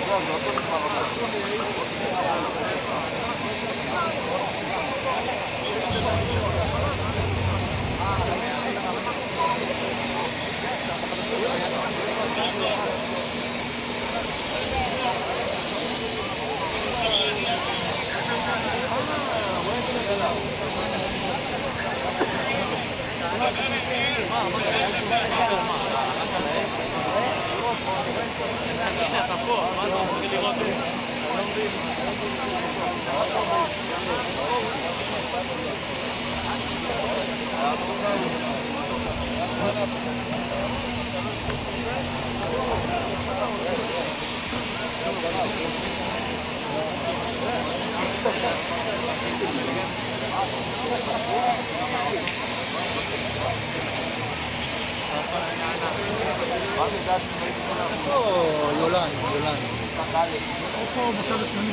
לא, היא נמצאת פה. תעביר אותנו את העיתונאים לפה.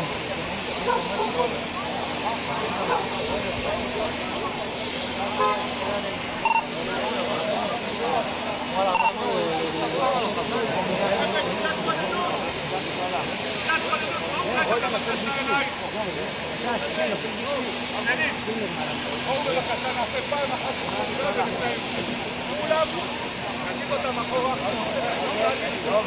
ונביא יצא לאמבולנס עד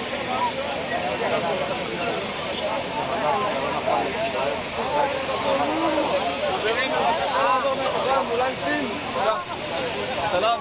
איפה זה שצריך לכם? אמרת לנו לבוא לפה. תודה. לעבור בבקשה.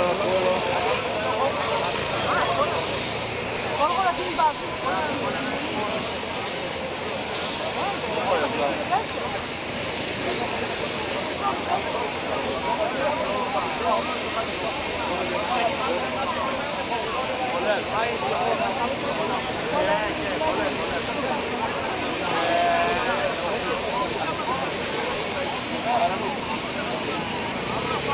יכול להיות להחזיק אותם?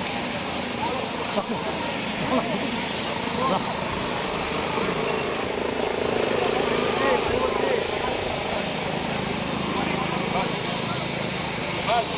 אותם?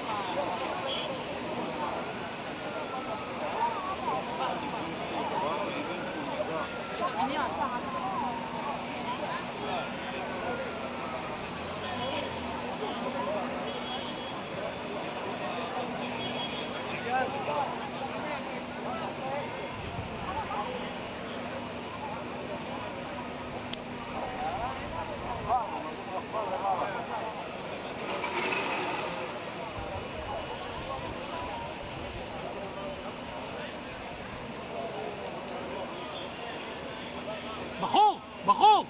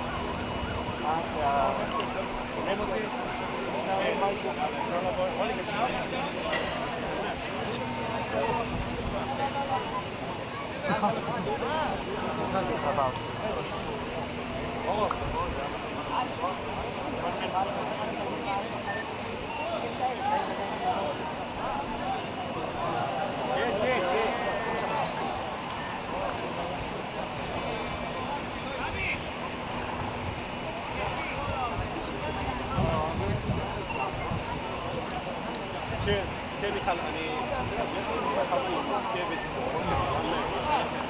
מה שאנחנו רואים שבוערת שם, זה בסוף עמוד חשמל שבו בסדר אנחנו נמצאים בנבל דור הסטל בשגורות רמת גן אני רוצה להראות לכם את הדמיון הזה Comment? Ouais, on est devant là, il y a un plan.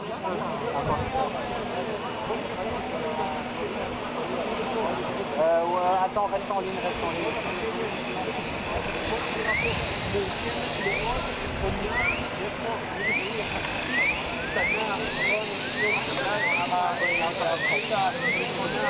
של האנשים העצמה שלהם לעורף מעבר לעובדה שאנחנו מדברים בסוף יום שוב אנחנו מדברים על אזור הפרטי המאוד מאוד מרכזי הזה של רמת גן אזור מגדלי ושמים רואים פה באמת כוללות כאשר אזור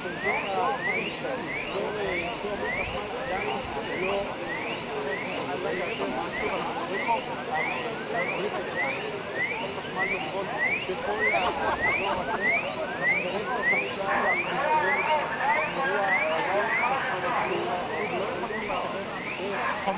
חובש! אתה יכול לזוז טיפה? תודה. של האירוע העיקרי שאנחנו רואים, יש כאן נזק כבד מאוד לעניין הזה שנמצא פה יש כאן פגיעה מאוד מאוד גדולה באזור הבניין הזה ובנושא מהלך היו אנשים בבניין הזה במהלך האזור כדי להגיע מצד אחד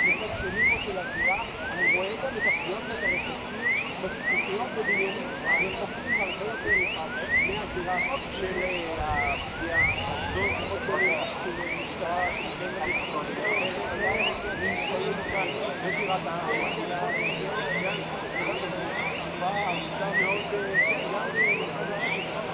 לא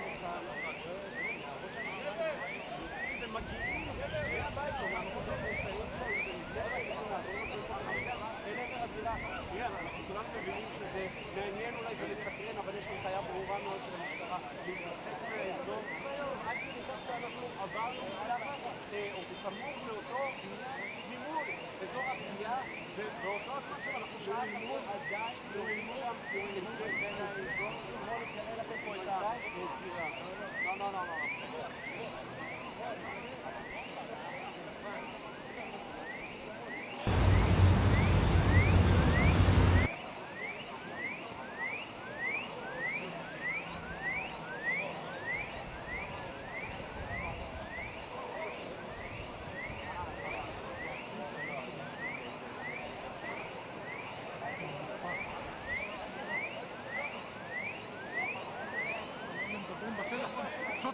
שוטרים!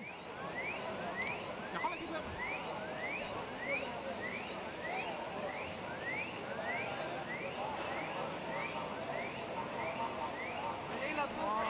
שוטרים! חלוטין ממיכל, אגב, אנחנו ראינו פה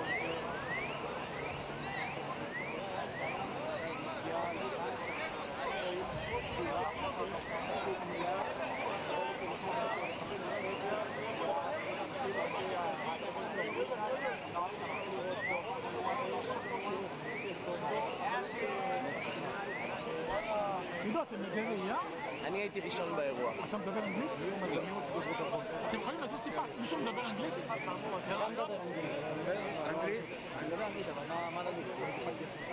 אני מדבר אנגלית.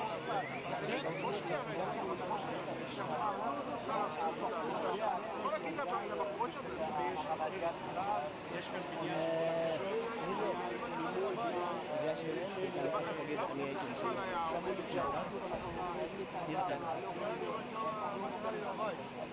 סליחה.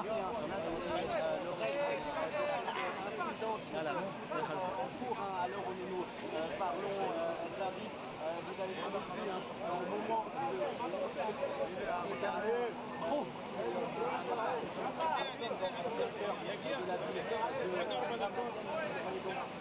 la fumée, le feu également. Shahar.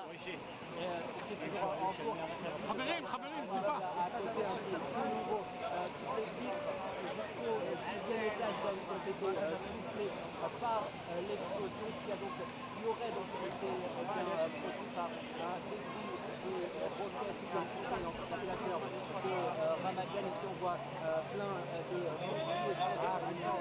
le commandement du front intérieur est également présent. Il y a également pour assister à cet événement qui vient donc de se produire. Il y a environ moins d'une heure toute la zone a été bouclée. Certains des quartiers, je regarde autour de moi, n'ont plus d'électricité. Ça on avait dit tout à l'heure, l'électricité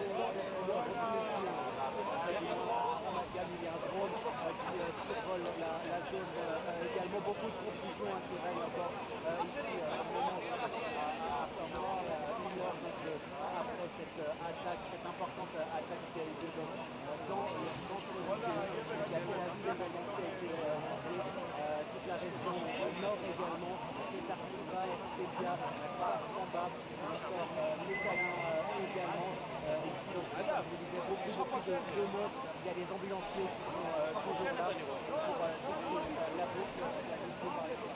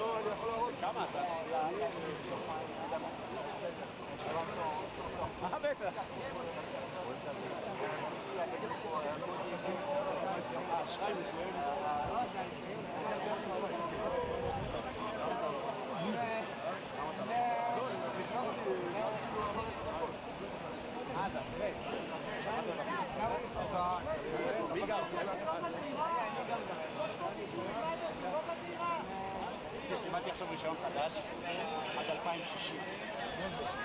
כאילו אני...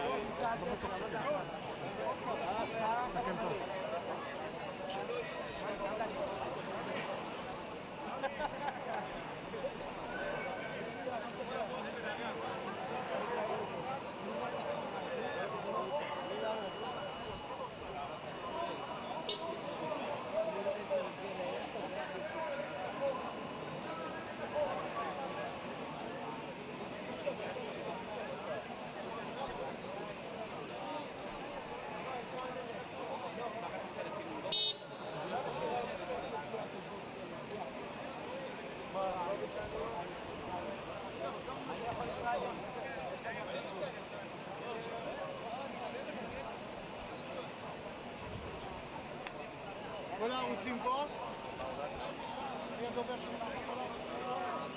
מפקד המחוז בוודאי לתת לו לדעת. זה בן גוריון.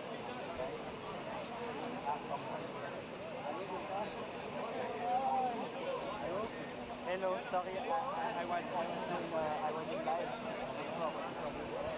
We are just beside the fire where we can stand with the crowd. You here? Okay. Attends, רגע, Amit sent it to me before. Oui, thank you. Alarm, משגב עם, קריית שמונה, מרגליות, מנרה.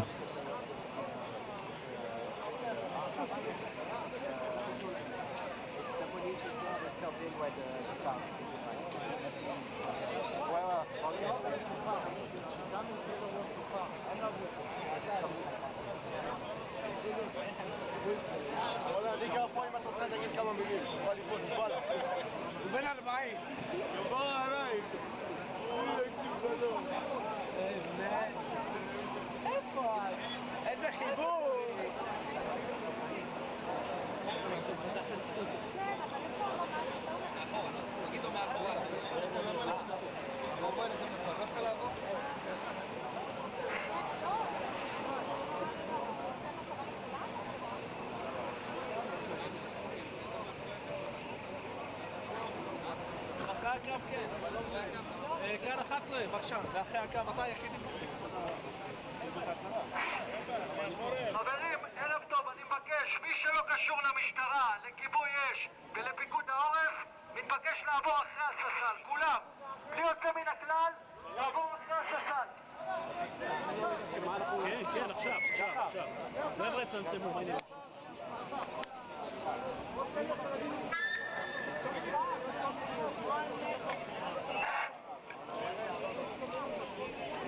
חברים, אני מבקש מכולם אחרי הססל, איחוד הצלה, גם כולם. שחר, לא יצריכו עם כל שני, אני מעמיד אותו פה. לא, אני אומר אנחנו, שחר, תראו לעשות גלגול פה, במקום שנעמוד מאחורי הססל. רק כתבים מלבד צלמים, תעברו רגע את הקו. רק צלמים, פה.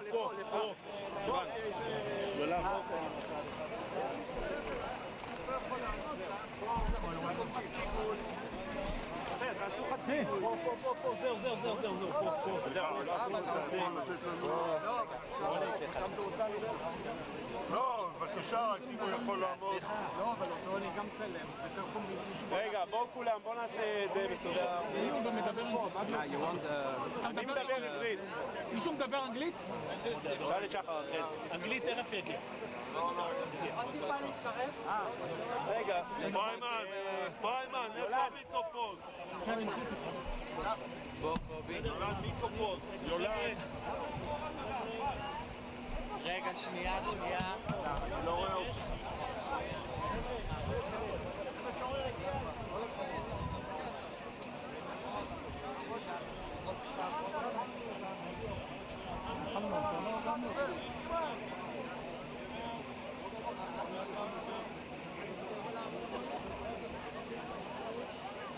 קובי, אתה זה? אני רואה אותך.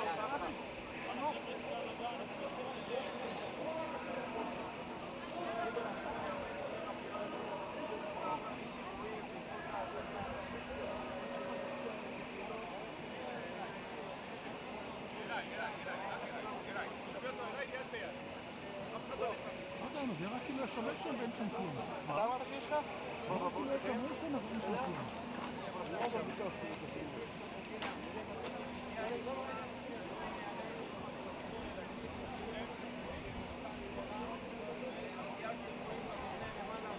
תראה את ה-ID לאיפה לאיפה, אני הולך לאנשים. אני ראיתי אותנו בטוח. אני זרק אותך.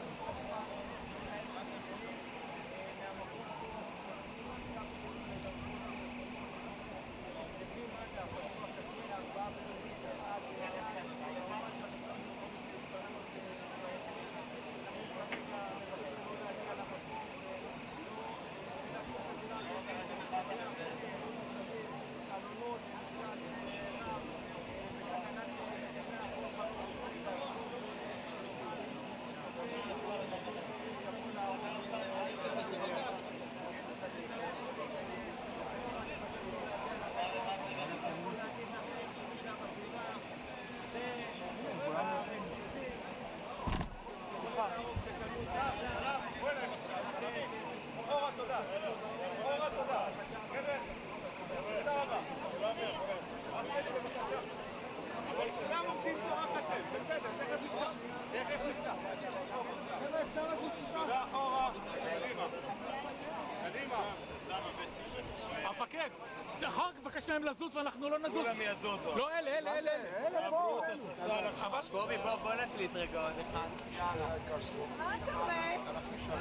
תגידי לי, מה את עושה? רק משעות? סליחה, כתב.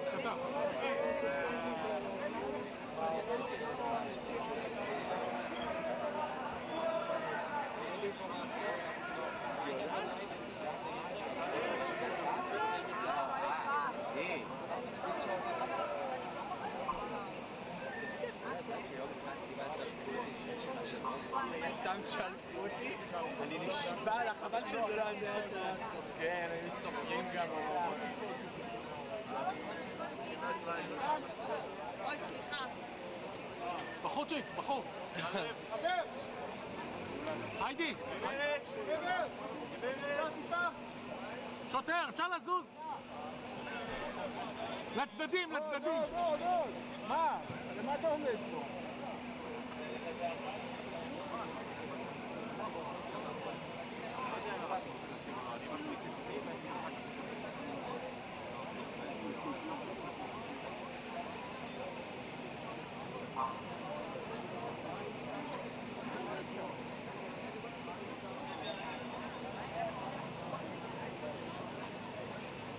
זה לא בעיר מדי, כפרה עליך.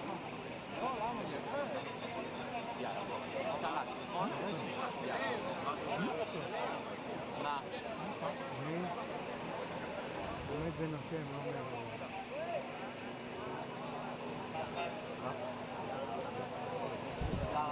היום לא. בוא קובי! אני עוד מוקלט? אז אתם לוקחים את הדיווח שאני מקליט עכשיו, בסדר? לא את הדיווח. עכשיו ברגע זה אני מתחיל. יאללה, בוא. רגע, אבל... מה? אתה מצלם פה. לא, אני מתקדם טיפה קדימה, אבל שתדע. בקו ישר אבל. סבבה.